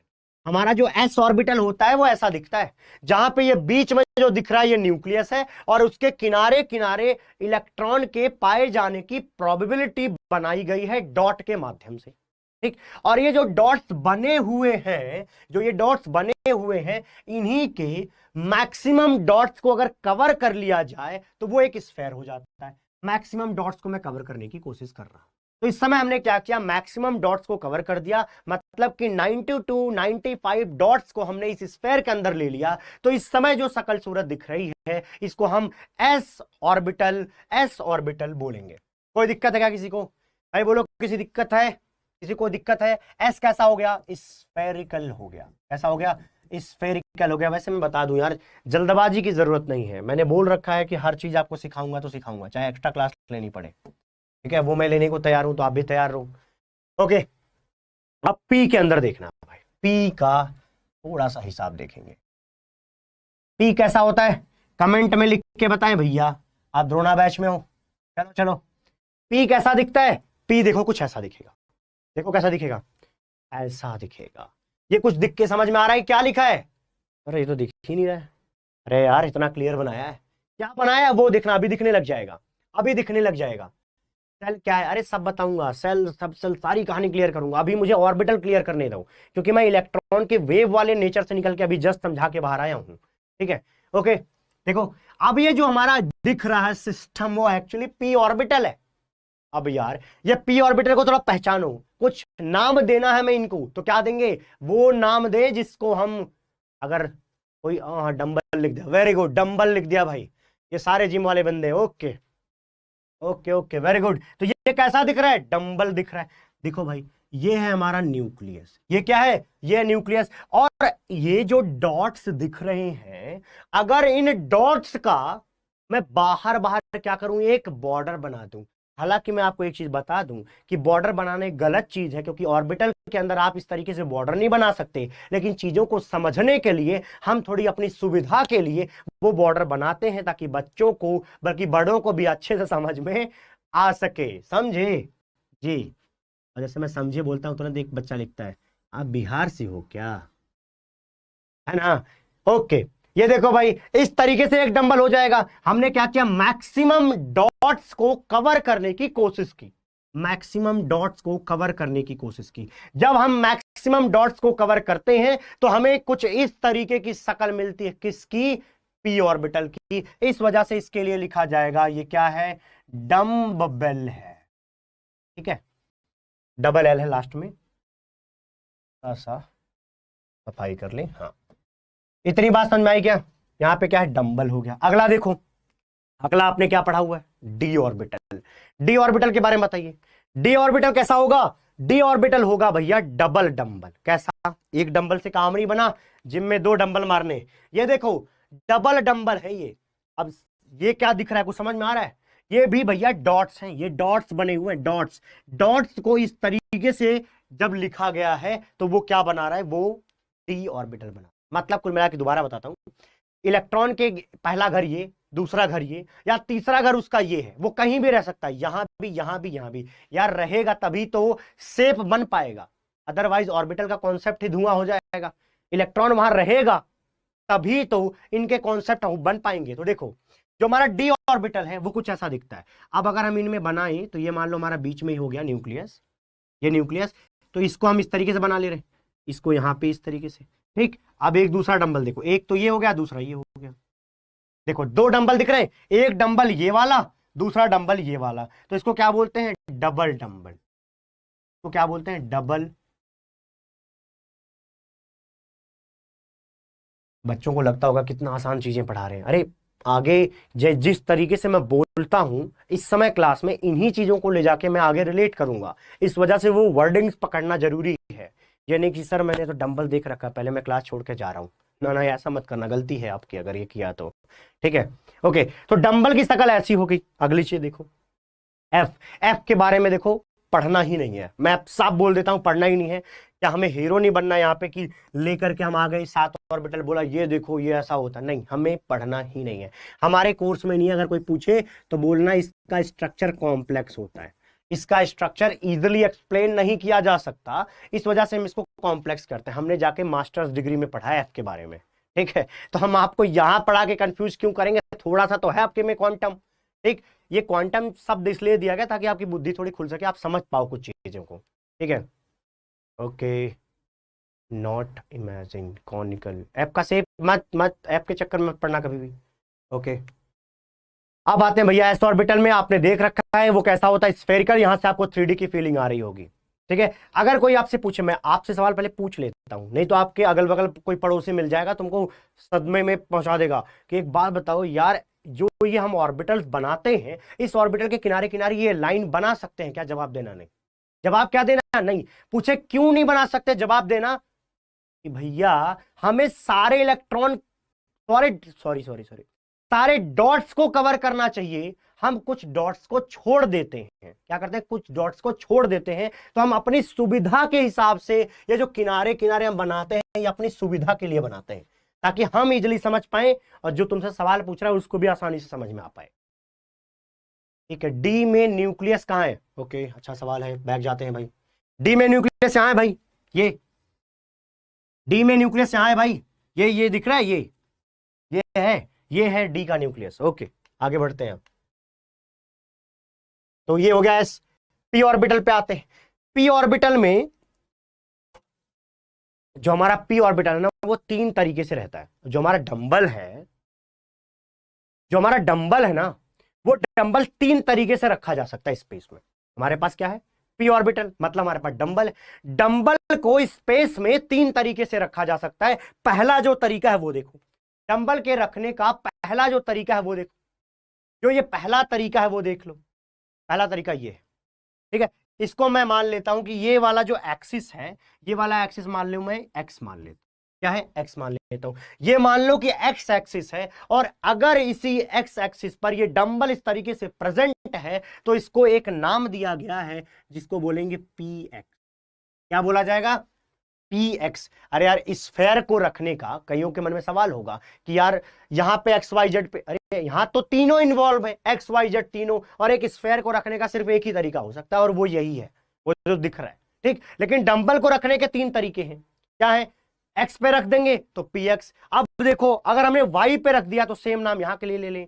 देखो ये हमने रखा है एक्स, अगर मान लो हमने ले लिया ये वाला वाई, ठीक है, इधर मान लो हमने ले लिया वाई, तो ये इसका नाम क्या लिखेंगे, पी ऑर्बिटल लिखेंगे, और इसके साथ इसकी एक्सिस लिख देंगे, तो ये क्या हो जाएगा, ये पी वाई हो जाएगा। अगली चीज देखो, पी जेड है। देखो सर ये बड़ा टेढ़ा बनाया आपने, अरे यार ये देखो, ये एक्स है, ये वाला वाई है, तो जेड कहां होगा, देखो यहां पे समझो, ये एक्स है, ये एक्स है, और ये वाली लाइन हमने वाई मानी हुई है ना, ये वाली लाइन हमने क्या मानी, वाई। तो जेड हमारा कहां होगा, जेड ऐसे होगा, आपकी तरफ देख रहा होगा, जेड आपकी तरफ ऐसे देख रहा होगा इस तरीके से। तो एक्चुअली जो ये डंबल मैंने टेढ़ा बनाया है उसको आप यहां पे रखो इस तरीके से, आपकी तरफ इस तरीके डंबल देख रहा होगा। तो अगर ये जेड है तो इसको हम क्या बोलेंगे, इसको हम पीजेड बोलेंगे। क्या बोलेंगे भैया, इसको हम पीजेड बोलेंगे। चलिए जी आगे चलते हैं। sp-df को एक साथ ही ऑर्बिटल में बना सकते हैं, फिर d को साइमल्टेनियस, अरे रख सकते हैं यार, यहाँ पे बोल रहा है कि अरे अगर ये x है तो यहाँ पे y रख सकते हैं, क्यों नहीं रख सकते, रख सकते हो यार, वो तो मैंने बनाया नहीं है साफ सुथरा होने की वजह से, मतलब थोड़ा सा अच्छा लगे आपको, ये y है तो आप ये x मान लो, क्या दिक्कत है इसमें, जेड यहाँ पे प्रेजेंट है, मैं तो कह रहा हूँ जेड यहाँ पे प्रेजेंट है, और ये देखो जेड प्रेजेंट है, ये एक्स है, ये वाई बना सकते हो, लेकिन तुम्हारा डंबल अगर, अच्छा सवाल अब समझा मैं, सवाल इसका ये था कि क्या मैं इन तीनों को एक साथ रख सकता हूं, रख ही सकता हूं यार, इलेक्ट्रॉन के जाने की प्रोबेबिलिटी कहीं पे भी है, एक्स पे भी जा सकता है, वाई पे भी, जेड पे भी जा सकता है, तो जिसके अंदर जाएगा वहीं पर ऑर्बिटल का कॉन्सेप्ट पैदा हो जाएगा, आ गया समझ में? ओके, अगला क्या है, डी ऑर्बिटल। डी ऑर्बिटल में देखो, देखो भाई डी, अब आपने क्या सीखा वो मैं थोड़ा पीछे ले जाता हूं, एक बार पीछे चलते हैं। देखो हमने क्या देखा कि जो एस ऑर्बिटल है वो, उसको रखने का सिर्फ एक ही तरीका है, जो पी ऑर्बिटल है उसको रखने के तीन तरीके हैं, क्या है ये, तीन तरीके हैं। अच्छा अब डी में देखते हैं, डी में रख, जो हमारा डी ऑर्बिटल होता है उसको रखने के पांच तरीके हैं। सर ये डॉट्स हैं, अरे एक बच्चे का सवाल यार, वो जो डॉट्स है ना, वो कह रहा है कि वो जो डॉट है, डॉट का मतलब तो पार्टिकल हो गया, अरे डॉट का मतलब पार्टिकल हो गया, वो ये कह रहा है, मैंने पहले ही बोला है कि इस समय मैंने जो डॉट बनाया है उस ऑर्बिटल को रिप्रेजेंट करने के लिए वो डॉट ये बता रहा है कि यहां से वेव गुजरी है, बस वेव वहां से गुजरी है, इस बात को समझाने के लिए मैंने डॉट बनाया है, वो डॉट पार्टिकल नहीं है, वो डॉट पार्टिकल नहीं है मेरे भाई, अब समझ में आ गया होगा? हाँ ठीक है, कईयों ने डी के बारे में भी लिख दिया, ये देखिए क्या है, अब हमारे पास डी के अंदर क्या था, डबल डंबल था, तो दो डंबल है हमारे पास, देखो हमने क्या किया है, एक्स लिया ये एक्सिस, ठीक, वाई ले रहे हैं हम ये वाला एक्सिस, और एक्स और वाई के बीच में, एक्स और वाई के बीच में 45 डिग्री पर, किस पे, 45 डिग्री पर अगर इस तरीके से हम एक डंबल रखें यहां पे, और दूसरा डंबल हम यहां पे रखें, तो जो इस समय आपको चीज दिख रही है उसको हम क्या बोलेंगे, डी ऑर्बिटल बोलेंगे, लेकिन एक इसका स्पेशल नाम होगा, बोलो इसका नाम क्या होगा, पहले से आपने पढ़ा हुआ इन चीजों को, बोलो इसका नाम क्या होगा, इसका नाम होगा मेरे भाई, बोलो बोलो बोलो, आप में से कोई बोलो, कमेंट देखता हूं मैं।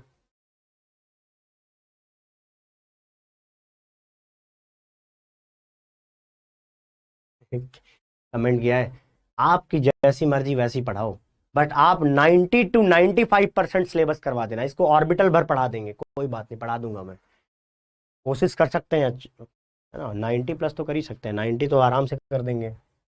ओके, यहाँ पे देखो एक्स वाई, अब नाम कैसे रखते हैं, देखो लिखेंगे डी, लिखने का तरीका देखना भाई, एक्स और वाई के बीच में अगर इस तरीके से डंबल आए, कितने एंगल पर, 45 पर, इस तरीके से अगर 45 पर आ जाए तो उसको हम लिखते हैं इस तरीके से, D X Y, X Y, यहाँ पे डी के यहाँ सबस्क्रिप्ट में जो नीचे लिखा है हमने, वो जो हमने यहां पे लिखा है ना, वो कहां से आता है, वो जहां पे हमारा डंबल रखा गया है, जिस प्लेन में हमारा डंबल रखा गया है उसी का नाम हमें यहां पे लिखना है, एक्स और वाई प्लेन में तो लिख दिया हमने एक्स वाई। अगली चीज देखो, सिमिलरली अगर हमारे ये दोनों डंबल एक्स और जेड के बीच में हो, अब मैंने मान लिया यहां पे कि ये जेड है, पहले मैंने माना था ये वाई है, अब मैं मान रहा हूं ये जेड है, तो जब मान लेंगे तो निश्चित रूप से काम चल जाएगा, ठीक है, तो यहां पे हम लिखेंगे डी, अब बताओ इसका नाम क्या लिखेंगे, तो लिखोगे एक्स जेड, क्या लिखोगे, एक्स जेड, एक्स जेड क्यों लिख रहे हो, क्योंकि हमारे ये दोनों डंबल हैं, वो दोनों के दोनों डंबल एक्स और जेड के प्लेन में मौजूद हैं। अगला देखिए भैया, अगला है वाई और जेड, ठीक, हमने इसको जेड माना, इसको हमने वाई माना, तो बताओ इसका नाम क्या होगा, इसका नाम होगा डी वाई जेड, बोलो ठीक है क्या, इसका नाम होगा डी वाई जेड, एक बार ध्यान से देख लो, इसमें कुछ कठिनाई नहीं है, इस वाले में क्या है, डी एक्स वाई, क्यों, क्योंकि यहाँ पर एक्स वाई लिखा है, यहाँ पे क्या है, ये एक्स जेड है तो इस वजह से डी एक्स जेड है, यहाँ पे वाई जेड है इस वजह से डी वाई जेड लिखा गया है। ओके, इसमें कोई दिक्कत नहीं होनी चाहिए। अगली चीज देखो, अगली चीज में देखोगे तो यार यहां देखो, यहां वाले में डंबल जो है ना बीच में था, दोनों एक्सिस के बीच में था, 45 डिग्री पर था, तो हमें नाम इस तरीके से लिखने पड़े, लेकिन यहां पे देखो, यहां पे डंबल डायरेक्टली किस पे प्रेजेंट हो दिख रहे हैं हमें, उस एक्सिस पर प्रेजेंट दिख रहे हैं, उन एक्सिस के नाम बताओ, एक्सिस के नाम देखो, एक्स एक्सिस पर एक डंबल है, ये जो डंबल आप देख रहे हो ये डंबल कहां प्रेजेंट है मेरे भाई, एक्स एक्सिस पे, और ये वाला कहां प्रेजेंट है, ये वाला वाई पे प्रेजेंट है। अगर ये वाला वाई पे प्रेजेंट है तो इसका नाम अब क्या हो जाएगा, चेंज हो जाएगा। अब पहले की तरह नहीं रखेंगे, ये तो अलग चीजें थी। इसमें हमने क्या देखा था, इसमें हमने देखा था कि हमारे जो डंबल हैं वो इन दोनों के बीच में है, और यहां पे जो डंबल है वो कहां पे है, वो भैया उस एक्सिस के ऊपर है। इस वजह से इसके नाम बनेंगे डी, थोड़ा सा नाम अलग हो जाएगा, याद करना पड़ेगा, D X square minus Y square, D X square minus Y square, इसका ये नाम हो जाएगा D X square minus Y square इसका। अच्छा, अगली चीज देखो, अगली चीज है हमारे पास ये थोड़ा इंटरेस्टिंग है। ये क्या है, ये थोड़ा सा इंटरेस्टिंग है, ठीक है, इसमें जब नोड पढ़ाऊंगा तब मजा आएगा। ओके, अब देखिए ये क्या है भैया, ये है हमारा डी जेड स्क्वायर। बताता हूं क्यों लिखा मैंने। देखो यहां पे आपको क्या दिख रहा है, यहां पे दिख रहा है एक ये डंबल। हाँ ये बात समझ में आ रही है सर, ये डंबल तो ठीक है, इसके किनारे किनारे एक ये सर्कुलर पाथ क्या बना रखा है आपने, ये क्या चीज है, ये डिस्क की तरह क्या दिख रहा है, ये भी क्या है, एक इलेक्ट्रॉन का पार्ट है, सॉरी इलेक्ट्रॉन के पाए जाने की प्रोबेबिलिटी वाला एरिया है, मतलब ये भी ऑर्बिटल का ही हिस्सा है। जहां पे कुछ इस तरीके समझना, इसको मैं बताता हूं। जैसे मान लो कि मेरे पास डी ऑर्बिटल है, डी ऑर्बिटल मैं इसको मान लेता हूं, देखो ध्यान से देखना, ये चीज देख लो, एक ये पेन है जिससे मैं बोर्ड पे लिखता हूं, ये है दूसरा वाला ये मार्कर, ठीक, इन दोनों को ध्यान से देखो। अब तक हमने पढ़ा कि इस तरीके से डबल डंबल थे, हर जगह डबल डंबल थे, यहां भी डबल डंबल, यहां भी डबल, यहां भी डबल, यहां पे भी डबल डंबल है। तो आप कहोगे सर यहां पे तो एक ही डंबल है, यहां पे दूसरा डंबल कहां है, वो बता देता हूं। दूसरा डंबल ये मान लो था, तो ये जो था ना, ये वाला जो बना है, ध्यान देना, ये वाला जो हिस्सा है, ये वाला जो लोब है, अच्छा इसको क्या बोलते हैं, लोब, इसको क्या बोला जाता है, लोब। डंबल का एक हिस्सा लोब बोला जाता है, ये लोब है, ये लोब है, ये। तो अगर कोई पूछे इसके अंदर कितने लोब हैं, लोब की स्पेलिंग देखो, LOB।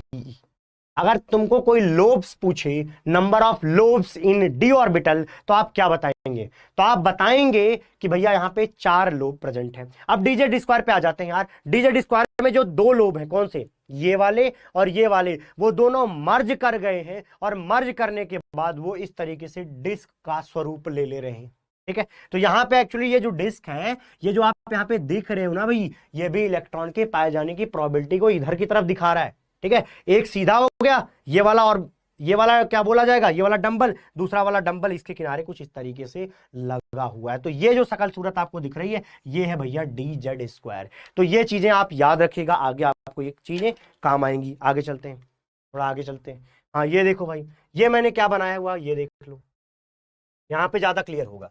ये भाई ध्यान देना, सारे लोग कृपया यहाँ पे ध्यान दे लें, कृपया यहाँ पे ध्यान ध्यान दे, ध्यान दे। ये देखो ये क्या लिखा है, यही वाली चीज को 3D की तरह बना के दिखा है, 3D दिख रहा है, समझ में आ रहा है। इलेक्ट्रॉन कहां कहां है, यहां पे भी पाया जा सकता है, यहां पे भी, और ये देखो यहां पे भी पाया जा सकता है, ठीक है। जो आप यहाँ पे 2D पेपर पे इस तरीके से देख रहे हो, उसको आप 3D में यहाँ पे फील कर सकते हो। आई होप आपको समझ में आया हो, शायद हो गए होंगे। लो मर्ज क्यों हो रहा है, मर्ज हो रहा है, बस यही जानना है क्यों हो रहा है, ये आपके कोर्स से बहुत दूर है। हाँ सैटर्न के रिंग जैसा, वेरी गुड, एज एग्जैक्टली वही है ना। देख लिया कुछ, यहां से बुद्धि खुल रही है कुछ, बोलो। अगले पे चलते हैं यार, हो गया। हाँ ये आते हैं सेल, सबसेल और ऑर्बिटल की कहानी। अब सुनो कहानी, यहां से आते हैं, डॉट प्रैक्टिकल है यार। न्यूक्लियस कहाँ है, न्यूक्लियस उसी, न्यूक्लियस कहाँ है, ये सवाल पीछे लेते हैं एक बार। क्वेश्चन था कि इसमें न्यूक्लियस कहाँ है, यहाँ का न्यूक्लियस देखो, यहाँ है, यहाँ, ये है न्यूक्लियस, ये है न्यूक्लियस, ये जो आप देख रहे हो डॉट, ये है न्यूक्लियस। जहां पे 2 डंबल के मिलने की चांस है, वही हमारा न्यूक्लियस होता है, ठीक है। आगे और अच्छे समझाऊंगा कि वहां पे क्या होता है, इलेक्ट्रॉन के पाए जाने की प्रोबेबिलिटी 0 है न्यूक्लियस में। यार न्यूक्लियस में तो प्रोटॉन रहते हैं ना, है ना, तो वहां पे इलेक्ट्रॉन के पाए जाने की प्रोबेबिलिटी तो हो ही नहीं सकती। इस वजह से देखो, इसी वजह से यहाँ यहाँ पे क्या हो रहा है, यहाँ पे ये डंबल का, ये लोब का ये हिस्सा खत्म हो रहा है, और यहाँ पे देखो शुरू हो रहा है इस तरीके से। इसका मतलब यहाँ पे इलेक्ट्रॉन नहीं है ना। तो ये वाला क्या बोला जाता है, न्यूक्लियस बोला जाएगा। चलिए जी, अब आते हैं आगे।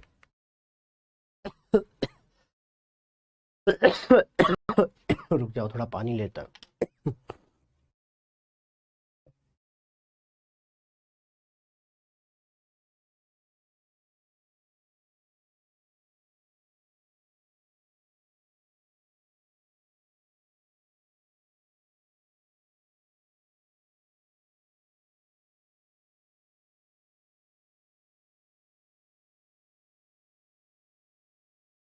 आपकी आवाज़ रवीश कुमार जैसी है। अच्छा, तो यार ये इज्जत की बात है ना। ठीक ही है, आवाज़ तो ठीक ही है शायद। मैं तेज बोल भी लेता हूँ शायद, है ना। चलो ये कहानी सुनो।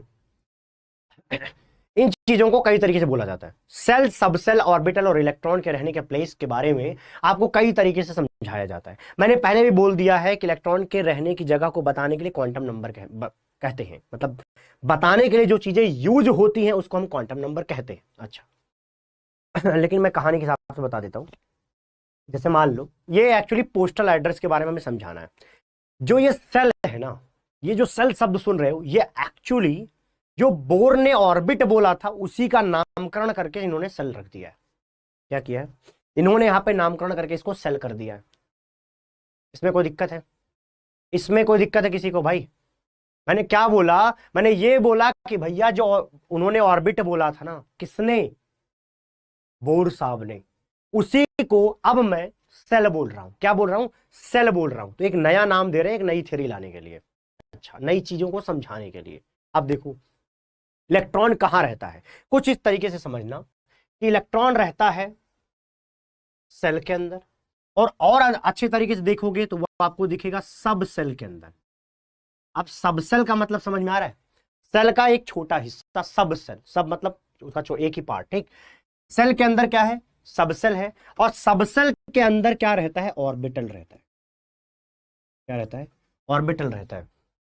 तो सेल के अंदर सब सेल के अंदर रहता है ऑर्बिटल। इसी को आपको पढ़ाया जाता है कि जैसे मान लीजिए कि आप कहां रह रहे हो, आपसे पूछा जाए आपका देश क्या है, तो आप बोलोगे इंडिया आपका कंट्री है। ठीक है, आपके कंट्री का नाम हो गया इंडिया, मतलब ये सेल का आपने नाम बता दिया। ठीक, अब आपसे पूछा जाएगा कि आप किस स्टेट में रहते हो, तो आप यूपी में रहते हो तो आप यूपी बोलोगे, हरियाणा में हो तो हरियाणा बोलोगे, मध्य प्रदेश में तो आप बोलोगे मैं एमपी में रहता हूं, राजस्थान वाले राजस्थान के लिए बोलेंगे, और अगर कुछ बंगालीज लोग हों तो क्या बोलेंगे? पश्चिम बंगाल बोलेंगे। अच्छा, तो यहां पे बात हो गई स्टेट की। इसके बाद आपसे पूछा जाएगा आपका डिस्ट्रिक्ट क्या है।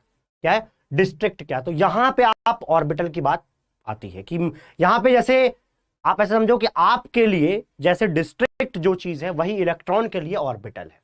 कुछ कुछ फील आ गई? नहीं आई? तो इसको बताने का दूसरा तरीका देता हूं। देखो, इससे मान लो कि आपका एडमिशन आईआईटी में हो गया। मान लो, पहले सारे लोग ये चैट में मानो कि भैया तुम्हारा सिलेक्शन आईआईटी में हो गया। इसको फील करते हैं अभी थोड़ी देर में, थोड़ी देर में फील करते हैं। चलो, आपका सिलेक्शन हो चुका है आईआईटी में, पहले तो मान लो। लिखो चैट में कि हमने मान लिया कि हमारा सिलेक्शन आईआईटी में हो चुका है। मान लो, मैं यहीं से चेक करता हूं।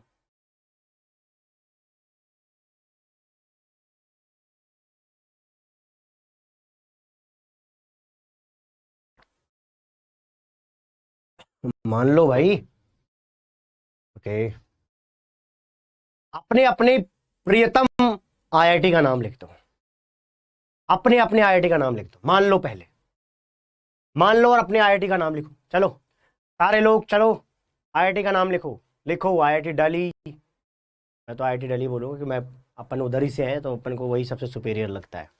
ठीक है, नहीं sir, IIT Bombay is the best. अच्छा, आईआईटी इज द बेस्ट, ये सफिशियंट है। मान लिया? अरे आईआईटी का नाम लिखो, अपने आईआईटी का नाम लिखो। तुम्हें कौन सी आईआईटी चाहिए? आईआईटी दिल्ली जाओगे थोड़ा सा चिल्ड लाइफ है। ठीक है, बाहर निकलोगे, समझ ही रहे हो, थोड़ी, बाकी कहीं रहोगे थोड़ी सी दुविधा है, उतनी चीज़ें नहीं है, उतनी सुविधाएं नहीं है। मूवी थिएटर ढूंढ रहे हो, ढंग का मिल ही नहीं रहा है। दिल्ली में आओ, क्या मस्त चीज़ें मिल जाएंगे तुम्हें। घूमने की ठीक ठाक जगह हैं, ठीक ठाक नहीं, अच्छी जगह हैं। बाकी जितनी भी हैं, आईआईटी कानपुर भाई साहब शहर से ही 10 किलोमीटर अंदर बना दिया है। गुवाहाटी तो बहुत खूबसूरत है, बहुत ही ज़्यादा खूबसूरत है। मंडी भी अब तो बहुत ही अच्छी हो गई है। Okay, Kharagpur, IIT Bombay, Jadav University. हाँ, जादव यूनिवर्सिटी प्यारी है। जादव यूनिवर्सिटी की एक सबसे बड़ी खासियत यही है कि इतने कम पैसे में इतनी अच्छी चीज़ें वो दे देते हैं यार। बट हाँ, हॉस्टल्स थोड़े उतने क्वालिटी नहीं होंगे, क्योंकि यार ऑब्वियसली इतने पैसे भी नहीं लेते वो। तो ठीक है वो चीज़।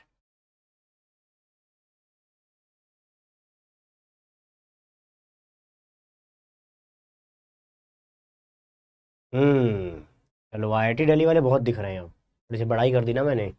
आईआईटी दिल्ली में भाई चिल्ड लाइफ है, मैं बता रहा हूँ तुम्हें, अंदर की बात बता रहा हूँ। आईआईटी दिल्ली में चिल्ड लाइफ है, बदल दो ये सारा कुछ कहानी, क्या क्या लिख रहे हो तुम। हाँ आईआईटी लिखो, आईआईटी दिल्ली। ओके। ओके, ताकि हम मिलें, तुम हाथ मिलाते वक्त आप भी बोलो कि मैं आईआईटी दिल्ली से हूँ, मैं भी बोल सकूँ हाँ मैं भी उधर ही से हूँ। Okay okay okay okay. Delhi Delhi Delhi Delhi. ये रुड़की, अरे सब आईआईटी अच्छी है यार, वो तो मैं मजाक कर रहा हूँ तुम्हें। ओके चलिए जी। मान लो जिस भी आईआईटी में आपने अपने सिलेक्शन का सपना सोचा, साकार करने के लिए भैया हिम्मत बनानी पड़ेगी, ठीक है। वो आप अभी से लगे हो, ऐसे कंटिन्यूअसली लगे रहो, बस हो जाएगा सिलेक्शन, ठीक है। ओके, अब आते हैं कि मान लो कि आपका सिलेक्शन आईआईटी में हो गया। मैं अपनी कहानी से लेके चलता हूँ, यूट्यूब पे मैंने ये चीज पढ़ाई हुई थी कि मान लो मेरा सिलेक्शन हो गया आईआईटी दिल्ली में, तो मैं कैंपस गया, ठीक है। जब मैं कैंपस गया, ये मान लो कैंपस का रिप्रेजेंटेशन है, ऐसा नहीं है, हमारा कैंपस बहुत खूबसूरत है, ठीक। ये मान लो कि आईआईटी दिल्ली का कैंपस है, ठीक। इस कैंपस में जब हम गए तो हमें गेट पे हमने एंट्री करना शुरू किया, तो जो हमारा वो टोटल आईआईटी था, उसको मैं क्या बोल रहा हूं कि वो एक सेल है। वो टोटल आईआईटी क्या था, एक सेल है। वो टोटल जो हमने आईआईटी देखी वो क्या था, सेल था, ठीक। ओके, और इसको थोड़ा और अंदर लेके आते हैं तो और अच्छी बात ये हो जाएगी, आप अच्छे से कनेक्ट कर पाओगे। आप आईआईटी के अंदर गए, आईआईटी के अंदर जब जाओगे ना, तो पहले ही दिन क्या होता है, वो आपसे हॉस्टल का अलॉटमेंट करवाते हैं। रहोगे कहाँ भाई, पहले ही दिन तो रहना पड़ेगा। तो पहले ही दिन का काम ये होता है, रजिस्ट्रेशन कराओ, उसके साथ क्या मिलेगा आपको, हॉस्टल मिलेगा। यहाँ पे किसी ने लिख दिया ज्वालामुखी, जय। यस, ज्वालामुखी में ही जाना भाई, आईआईटी दिल्ली में मस्त जगह है, मस्त। हालांकि पुराना है लेकिन कोई बात नहीं। ओके, तो ये मान लो हमारा हॉस्टल है, और मेरे हॉस्टल का नाम क्या था भाई, भाइयों ने यहाँ पे लिख दिया है, हॉस्टल का नाम है ज्वालामुखी, देख रहे हो, इतना प्रचंड नाम रखा है इन्होंने। वहां पे क्या है कि जितने भी आईआईटी दिल्ली के अंदर जो हॉस्टल्स हैं, उनके नाम जो है इसी पर्वत, नदी, पहाड़, इन सब पे रखा गया, मतलब नेचर के नाम पे लेके आए हैं वो, ठीक है। आईआईटी गुवाहाटी बहुत खूबसूरत है, मैं बुराई नहीं कर सकता उसकी। ओके, तो ये मान लो कि मेरा ज्वालामुखी हॉस्टल है, ठीक। अब मैं जब इस हॉस्टल के पास गया, आ गया हॉस्टल के पास, तो बाहर हमें क्या दिया गया कि भैया ये एडमिशन का फॉर्म है, इसमें साइन करो, हॉस्टल के एडमिशन का फॉर्म है, अंदर जाओ देख के आओ, ठीक है। तो मैं अंदर गया, जब मैं अंदर जा रहा हूं तो मैंने क्या देखा, कुछ हमें सेट ऑफ रूम्स दिखाई दे रहे थे। क्या, सेट ऑफ रूम्स दिखाई दे रहे थे। जो जब मैं अंदर गया यहां पे, तो हमें पहले दिखा एक इकलौता रूम था, एक इधर अकेला एक रूम था, अच्छा, उसका कोई पड़ोसी नहीं था, एक ही रूम था, ठीक है, अकेला इकलौता रूम था।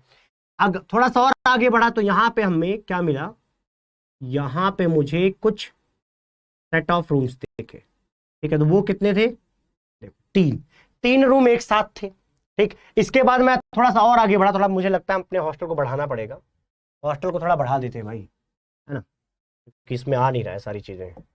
हॉस्टल को हम क्या करेंगे, थोड़ा सा बड़ा बनाएंगे। ये भैया हॉस्टल है, ठीक, ओके। ये हो गया हमारा पहला।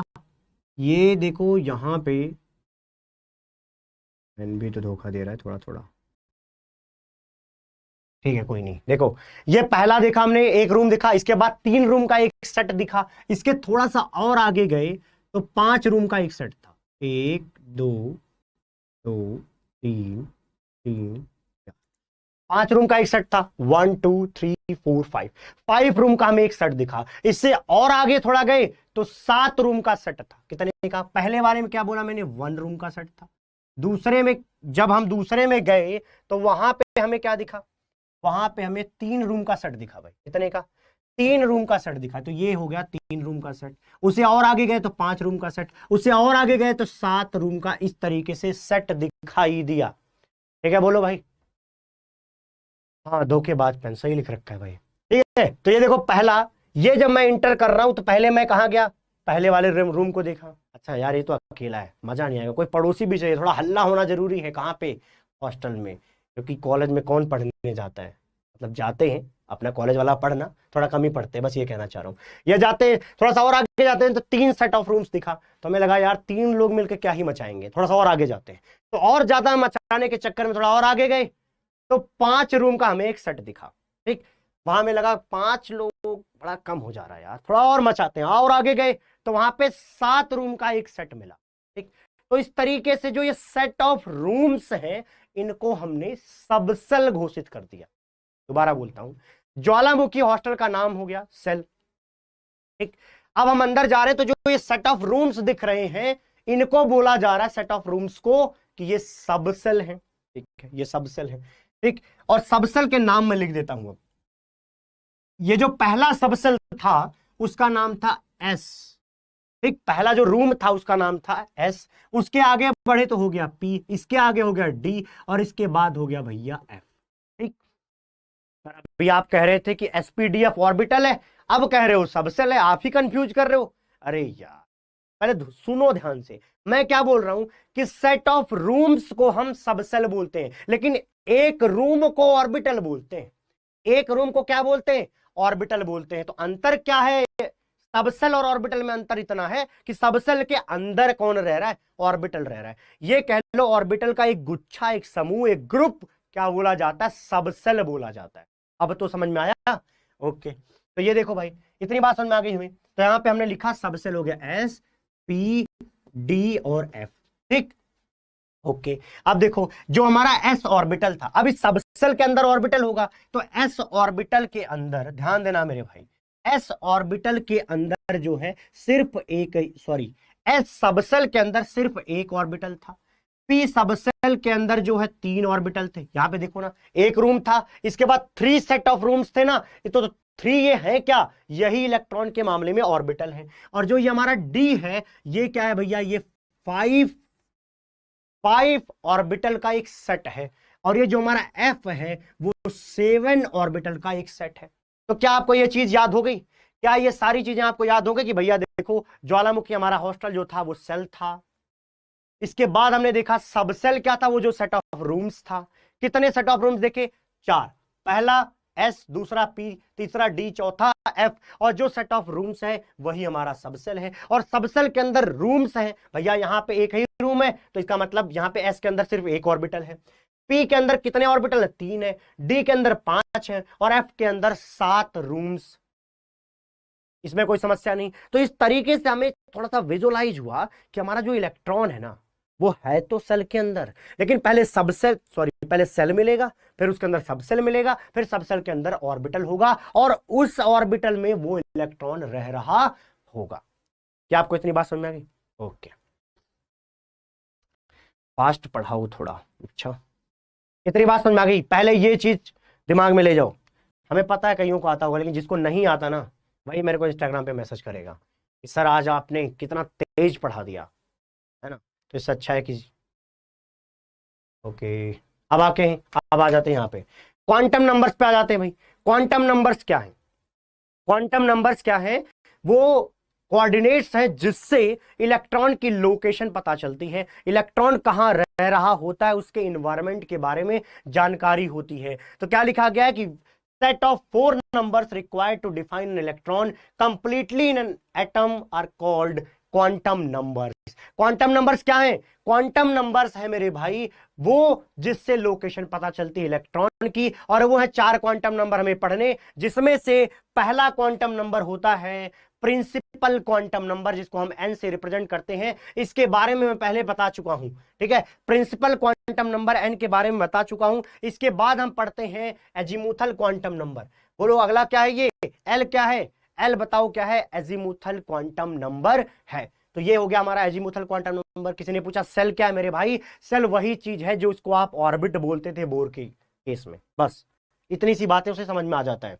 ओके, तो हमने क्या पढ़ा कि हमारे पास सेट ऑफ 4 नंबर्स को हम क्या बोलेंगे? सेट ऑफ 4 नंबर्स को हम क्या बोलेंगे? क्वांटम नंबर्स बोलेंगे। और इसी क्वांटम नंबर से हमें इलेक्ट्रॉन की बारे में पता चलेगा। पहला जो था वो था प्रिंसिपल क्वांटम नंबर, दूसरा जो था वो था एजीमुथल क्वांटम नंबर। इसका नाम बताएंगे, लिखिए इसका नाम क्या है?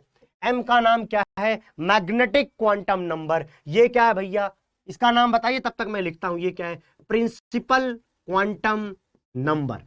N is principal quantum number and this one is azimuthal quantum number। ठीक है, L क्या है? azimuthal quantum number। और M क्या है? magnetic क्वांटम नंबर, बहुत सारे लोग लिख चुके हैं मैग्नेटिक क्वांटम नंबर। ये क्या है? Magnetic quantum number. ठीक, तो ये तीन चीजें हमें अभी याद हो गई हैं। अगली चीज है स्पिन क्वांटम नंबर। अगली चीज क्या है भैया? Spin quantum number. अभी टाइम नहीं हुआ है, अभी 10 मिनट है। स्पिन क्वांटम नंबर, थोड़ा सा मैं इसके बारे में पढ़ा लूं फिर आगे बताऊंगा। ठीक है, स्पिन क्वांटम नंबर। तो हमें 4 क्वांटम नंबर याद हुए। क्या क्या क्या है भैया? दोबारा देख लो यहाँ पे। ये है प्रिंसिपल क्वांटम नंबर, ये है भैया अजीमुथल क्वांटम नंबर, अगला क्या है? मैग्नेटिक क्वांटम नंबर, और इसके बाद आता है स्पिन क्वांटम नंबर। तो यहां पर हमारे पास टोटल 4 क्वांटम नंबर्स हैं जो कि आपके सामने प्रस्तुत किए गए हैं। इतनी बातें याद हुई क्या? इतनी बातें याद हुई क्या? ये सारी चीजों के बारे में आप थोड़ा थोड़ा पहले से जानते होंगे, इसलिए बहुत ज्यादा इस पे मैं नहीं जा रहा हूं। इसको डिटेल में पढ़ते हैं। पहला होगा मेरे भाई प्रिंसिपल क्वांटम नंबर। पहला क्या है? Principal quantum number. पहला क्या है यहाँ पे? प्रिंसिपल क्वांटम नंबर, जिसको रिप्रेजेंट किया जाता है एन लिख करके। ये कोई नई बात नहीं लग रही है मुझे। इनके बारे में तो आप जानते होंगे कि इसको किससे रिप्रेजेंट करते हैं भैया? एन लिख करके रिप्रेजेंट करते हैं। ठीक है, इसको मैं ज्यादा इसलिए नहीं पढ़ाऊंगा क्योंकि बोर ने इसी के बारे में बताया है यार। बोर की पूरी कहानी इन्हीं के बारे में है। ठीक है, आगे लिखा गया है प्रपोज्ड बाय बोर। ठीक है, तो जो सेल का नंबर है, जैसे वहां पे ऑर्बिट का नंबर बोलते थे, उसी तरीके से यहां पे हम क्या बोलेंगे? सेल नंबर बोलेंगे। चलिए अगला देखते हैं। यहां पे देखिए क्या हो रहा है।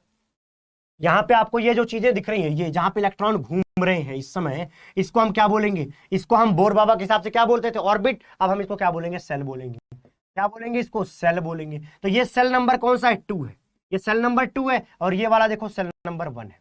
ठीक, ये क्या सेल नंबर 1 है? आप एक बात बताओ, क्या मैं सेल नंबर 1 और 2 को KLM के हिसाब से लिख सकता हूं क्या? KLM के हिसाब से लिख सकता हूं क्या? अगर लिख सकता हूं तो बताइए कि n is equal to 1, n is equal to 1 को हम कैसे रिप्रेजेंट करते थे उस समय? बोलो कैसे रिप्रेजेंट करते थे? हाँ, किसी ने लिखा है K से, तो निश्चित रूप से K से रिप्रेजेंट करते हैं। किसको भैया? n इज इक्वल टू 1 को। n इज इक्वल टू 2 को किससे रिप्रेजेंट करते हैं? इसको रिप्रेजेंट करते हैं भैया K के बाद क्या आता है? L। ठीक है, K के बाद आ जाता है यहाँ पे L। ओके, तो इतनी बात समझ में आ गई। तो यहाँ पे जो हमने KLMN पढ़ा था, वही चीज यहाँ पे सेल नंबर के हिसाब से, जिसको हमने ऑर्बिट नंबर बोला हुआ है, जिसको हम एन से रिप्रेजेंट करते हैं। तो बहुत ज्यादा इस पे जाने की जरूरत नहीं है। अगली लाइन इंपॉर्टेंट जो आपसे पेपर में पूछी जाती है, अगली लाइन बहुत इंपॉर्टेंट है जो आपसे पेपर में पूछी जाती है, वो पढ़ो। क्या है? पढ़ो यहाँ पे क्या लिखा है, ध्यान दो। देखो क्या लिखा है। लिखा गया है कि it describes the size of the electron wave. N किसके बारे में बताता है? Size of the electron wave के बारे में बताता है, और total energy of the electron के बारे में बताता है। अरे यार, एनर्जी वाला फैक्टर तो मैंने बताया हुआ ना, सर नहीं पढ़ा रखा है? 13.6 इलेक्ट्रॉन वोल्ट लिख लेना, Z² बाई n²। तो भैया यहां से n पता चलेगा, Z आपका अगर फिक्स है, n पता चलेगा तो E के बारे में पता चल जाएगा। बोलो पता चल जाएगा क्या? हाँ, तो इसका मतलब क्या हुआ कि जो ये प्रिंसिपल क्वांटम नंबर n है, वो टोटल एनर्जी ऑफ इलेक्ट्रॉन के बारे में बताता है। इसमें ऑर्बिटल नहीं आएगा, ऑर्बिटल आगे है, इसमें ऑर्बिटल नहीं आएगा मेरे भाई। ये तो अभी मैं प्रिंसिपल को, सेल के बारे में भी चर्चा हो रही है। अरे यार, पहले मैं अपने हॉस्टल के बारे में बताऊंगा। ये हमारा हॉस्टल है, अभी हॉस्टल पे चर्चा चल रही है, फिर आएंगे सेट ऑफ रूम्स पे, थोड़ी देर रुको। ठीक है, तो ये हॉस्टल के बारे में चर्चा चल रही है। ओके, तो ये जो n है, उससे हम क्या पता करते हैं? Size of the electron wave के बारे में पता करते हैं। हमने पढ़ा था कुछ 2πr is equal to n lambda, sorry NH लिख दिया है, n लैम्डा होगा ये भाई। 2πr is equal to n lambda कहीं पढ़ा था क्या? बोलो कहां पढ़ा था? 2πr is equal to n lambda पढ़ा था क्या? हाँ भाई, पढ़ाया गया था आपको। तो यहां से आपको लग रहा है कि n के हिसाब से आपको size of the electron waves का भी अंदाजा लग जाएगा, वेवलेंथ वगैरह पे भी चर्चा हो जाएगी यहां से। ठीक, तो it describe the size of the electron wave and total energy of the electron. क्या आपको इतनी बात समझ में आई क्या?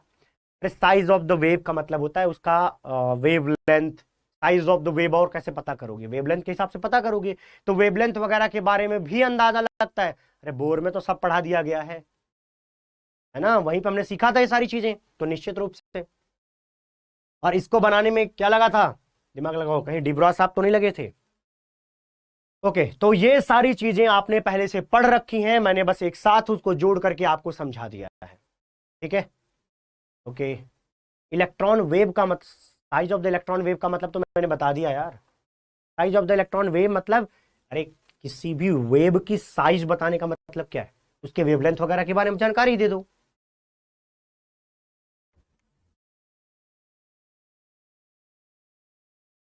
ओके, फिर इसके बाद हमने वहां पे पढ़ा था कि angular momentum of the orbit, जिसको हम यहाँ पे सेल घोषित कर रहे हैं, वो कितना क्या होता है, NH/2 होता है। क्या आपको ये बात याद है? ये पुरानी चीजें मैं दोहरा रहा हूं, ये क्या है, NH/2। चलिए जी थोड़ा सा कैलकुलेशन वगैरह कर लेते हैं, इन पर बेस्ड एक क्वेश्चन आ चुका है। चलिए जी पीछे जाते हैं। बताइए, अगर मैं आपसे ये पूछ लूं कि बताइए कि सेल नंबर 1 के लिए एंगुलर मोमेंटम कितना होगा, सेल नंबर 1 के लिए एंगुलर मोमेंटम कितना होगा, तो बताइए क्या जवाब दोगे? यहां पे क्या लिखोगे, 1 के लिए लिखोगे 1 इंटू h/2, मतलब कि यहां पे वैल्यू आएगी h/2। क्या?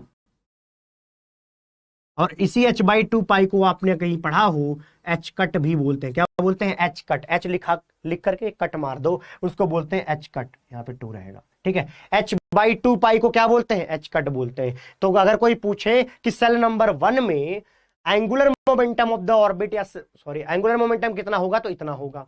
अच्छा, दूसरा देखो, n=2 में, n=2 में क्या करोगे, 2 इंटू h/ क्या हो जाएगा, 2 हो जाएगा। मतलब कि ये क्या होगा, ये h/π हो जाएगा, h/π हो जाएगा। क्या आपको इतनी बात समझ में आई? अगर मैं यहाँ पे एच कट के फॉर्म में पूछूं तो बताओ आप क्या जवाब दोगे?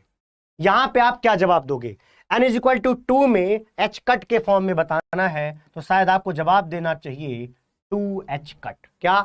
2h cut. तो इस तरीके से सेल नंबर 2 के अंदर एंगुलर मोमेंटम कितना निकल के आएगा, 2h कट। पहले वाले में कितना आएगा, ये आएगा h/2। ओके, बहुत सही जवाब दे रहे हो, एकदम सही। आगे चलते हैं, शायद आपको इतनी बात समझ में आ गई हो। तो ये सेल की बात वही बताने के लिए मैंने यहाँ पे लगा रखा, जरूरत नहीं है, आप समझ चुके हैं। अगले पाते हैं एजीमुथल क्वांटम नंबर। क्या? Azimuthal quantum number. प्लेबैक, ये बहुत बार लिख रहे हो कि प्लेबैक क्या स्पीड लगा दीजिए। हाँ ठीक है, कह जाऊंगा, ये टीम को बता दूंगा मैं, करने की जरूरत नहीं है बार बार मैसेज, पढ़ लिया है मैंने, बाहर जाके यही बोलने वाला हूँ मैं, ठीक है। और कोई भी दिक्कत आए तो आप मेल करिए, मेल का वैसे आप जवाब तो आपको सबको दिया जाता है, ऐसा कुछ होता ही नहीं कि ना दिया जाए, क्योंकि वो पूरी टीम है, ठीक है, पूरी टीम आपको दे रही होती है।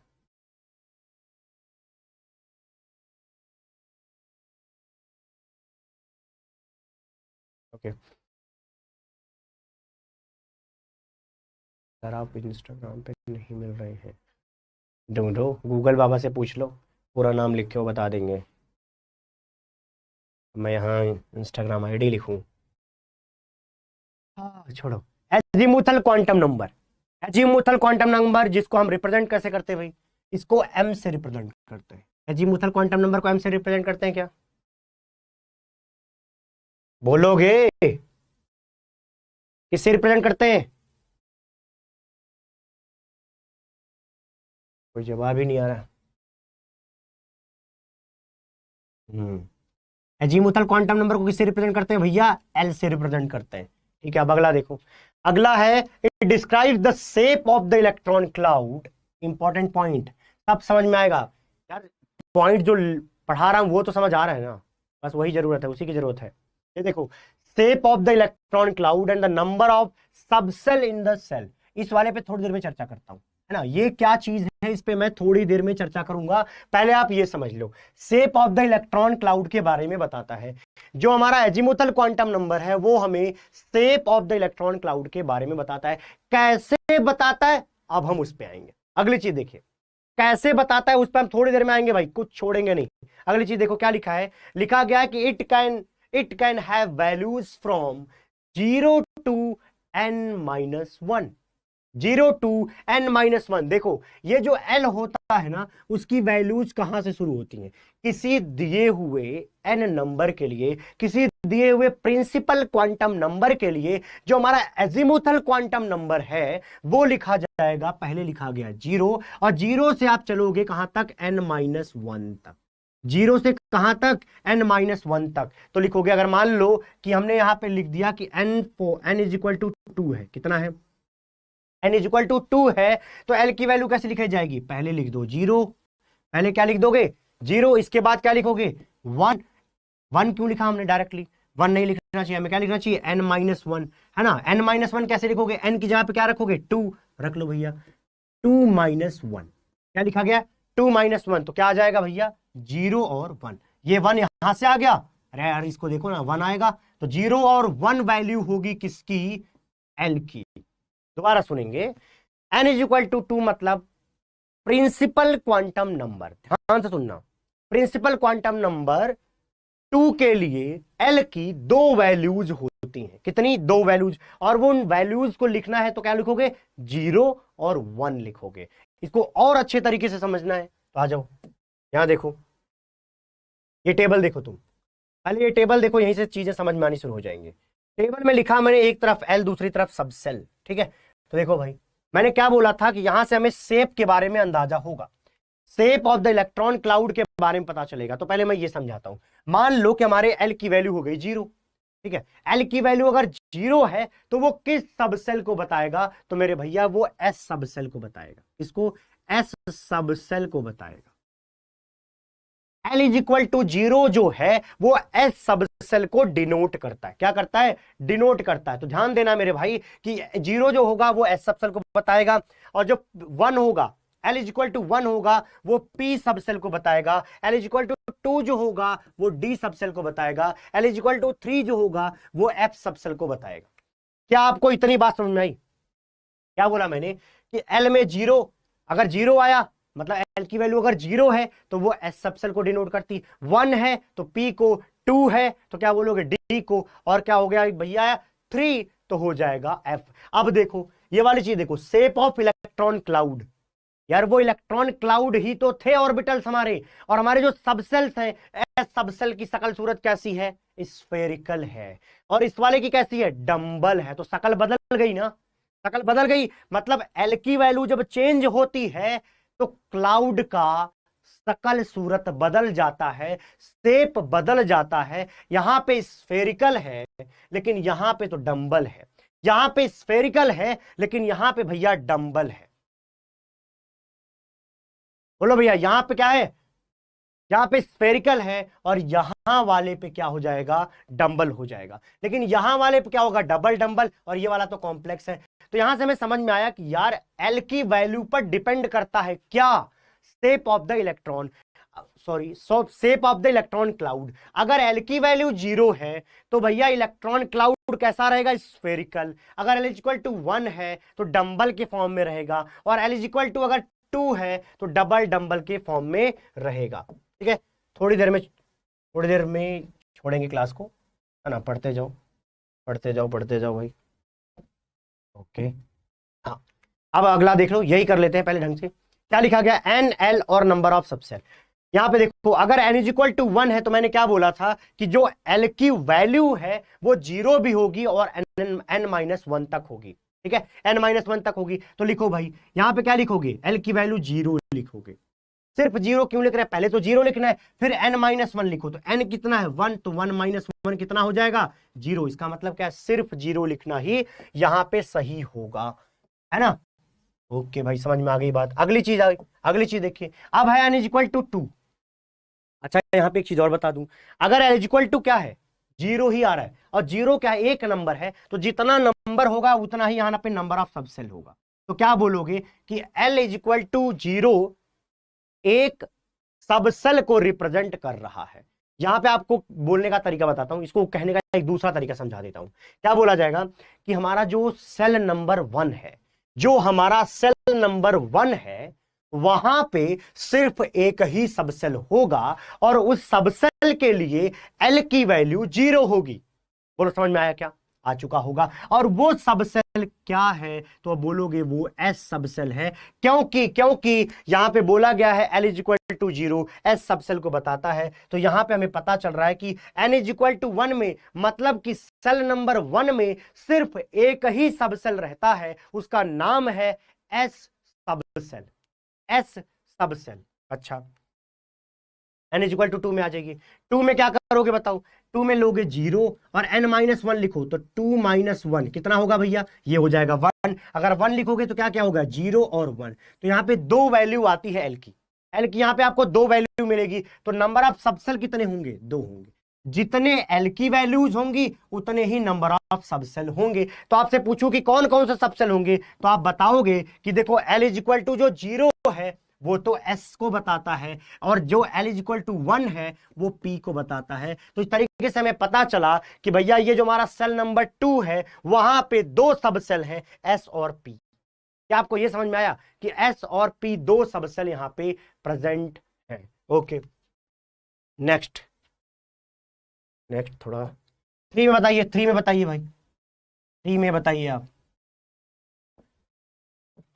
3 में क्या लिखोगे? 0 लिखोगे। अब तो समझ में आ गया होगा, 1 और 2 लिखोगे। तो इस तरीके से हमें n इज इक्वल टू 3 के लिए l के 3 नंबर्स मिलेंगे, 0, 1 और 2। तो ये इससे ये पता चलेगा कि नंबर ऑफ सबसेल कितने हैं। यहाँ पे 3 सबसेल हैं, ऊपर वाले में 2 थे। अच्छा, यहाँ पे क्या क्या होगा? अब देखो, l इज इक्वल टू 0 किसको बताता है? s को। l इज इक्वल टू 1 किसको बताता है भैया? p को। l इज इक्वल टू 2 किसको बताता है भैया? d को। ठीक है, तो एस पी डी। तो इस तरीके से सेल नंबर 3 के अंदर 3 सब सेल होते हैं, एस पी और डी। तो हमें एक चीज समझ में आई कि देखो यहां पे देखो क्या लिखा है, जो सेल का नंबर है, जो सेल का नंबर है उतने ही सब सेल वहां पे प्रेजेंट होते हैं। देखो n इज इक्वल टू 1 में एक subshell, n is equal to 2 में 2 subshell, n is equal to 3 में 3 सब सेल। इसका मतलब नंबर ऑफ सेल जो है सेल नंबर के बराबर होता है। क्या बोला मैंने? नंबर ऑफ सबसेल जो है सेल नंबर के बराबर होता है। बोलो, सेल नंबर के बराबर होता है। इतनी बात समझ में आ गई? इतनी बात समझ में आ गई क्या?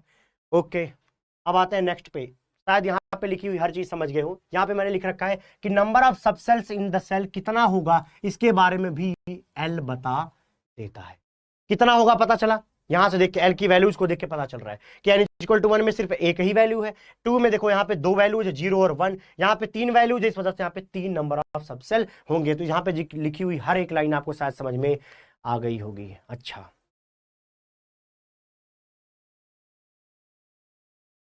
ओके, चलिए अब चलने का टाइम हो रहा है। वैसे orbital quantum, orbital angular momentum last में बता देता हूँ ये क्या है, ठीक है, इसके बाद छोड़ता हूँ। ऑर्बिटल एंगुलर मोमेंटम की बात करें तो वो होगा under root l l plus 1 h by 2 pi. एक बार मैं लिख देता हूं, क्या लिखा जाएगा? L l plus 1 into h by 2 pi. ये किसका है भैया एंगुलर मोमेंटम? ये है ऑर्बिटल का एंगुलर मोमेंटम। तो इसको बोला जाए अगर आपसे कि ऑर्बिटल एंगुलर मोमेंटम के बारे में बताइए, तो आप ये वाला फॉर्मूला वहां पे डायरेक्टली लगाएंगे कि under root l l plus 1 into h by 2 pi. इतने में कोई दिक्कत है क्या? बोलो, इतने में कोई दिक्कत है क्या? छुट्टी होने वाली है बस थोड़ी देर में, बस थोड़ी देर में, मतलब 2 मिनट भी नहीं लगने वाले। ठीक, अब देखो अगर मैं आपसे पूछूं कि एस एस सबसेल के लिए, एस सबसेल के लिए एंगुलर मोमेंटम कितना होगा बताइए, पी सबसेल के लिए कितना होगा बताइए, डी के लिए कितना होगा बताइए। क्या आप कैलकुलेट कर ले जाएंगे? क्या आप ये होमवर्क लेना चाहेंगे? क्या आप ये होमवर्क लेना चाहेंगे और करके आ जाएंगे? बोलो, क्या आप ये चीज करके आ जाएंगे? बोलिए बोलिए, ये चीज क्या आप करके आ जाएंगे? ओके, एस सबसेल के लिए आप क्या रखोगे? रखना एल इज इक्वल टू 0, पहले ही बता रखा है। एस के लिए क्या होता है? L is equal to 0। P के लिए क्या रखोगे? L is equal to 1। D के लिए क्या रखोगे? L is equal to 2। ठीक, अब देखो क्या करना है, एल इज इक्वल टू 0 यहां ले जाके पुट कर देना, तो मैं एस सबसेल का ऑर्बिटल एंगुलर मोमेंटम मिल जाएगा। पी के लिए क्या करना है? L is equal to 1 put कर देना, आपको यहां पे पी का ऑर्बिटल एंगुलर मोमेंटम मिलेगा। सिमिलरली फॉर डी आप कैलकुलेट करके लेके आएंगे। तो आज की कहानी यहीं करते हैं समाप्त, है ना? और कोई सवाल हो तो आप पूछिए चैट में, तब तक मैं पानी पीता हूं।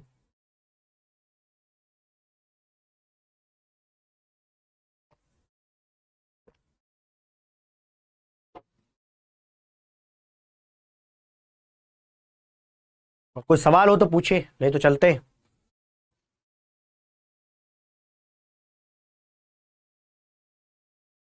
तब तक के लिए खुश रहिए, प्रसन्न रहिए, है ना? तब तक के लिए बाय बाय। कोई सवाल हो तो पूछिए।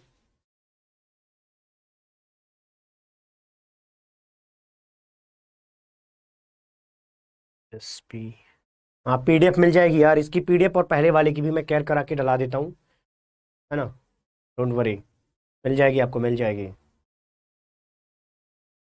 आपको यहां तक कि मैं डीपीपी पे जो भी 5 सवाल भी बनेंगे तो मैं 5 सवाल ही आपको करा दूंगा आज, कि यहां तक का मैं करा दूंगा। यहाँ तक कि जो भी डीपी बन रही होगी वो मैं आपके लिए लेके आऊंगा।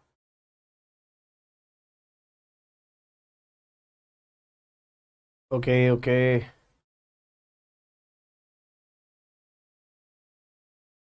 मॉड्यूल मिल जाएगा यार, मॉड्यूल बोल तो चुका हूँ। इंस्टाग्राम आईडी दोबारा पूछ रहे हैं। कोई नहीं, ढूंढो, जरूरत होगी तो खुद इंसान ढूंढ ही लाता है चीज़ों को। जान लो, ओम पांडे डॉट ए के बनाया मैंने, ओम पांडे डॉट ए के। बस अब नहीं बताऊंगा कभी, खुद ढूंढ लेना अगर ज़रूरत है तो। ओके, मॉड्यूल मिल जाएगी मेरे भाई। और कोई दिक्कत परेशानी होगी आपके कोर्स से भी रिलेटेड, वो आपको मेल करिए वही support@apnikakshya.net पे। ठीक है। ओके। ओके जी, चलते। Bye bye. Bye bye bye bye. Take care. तब तक के लिए खुश रहिए, प्रसन्न रहिए। अगली मुलाकात कल होने वाली है।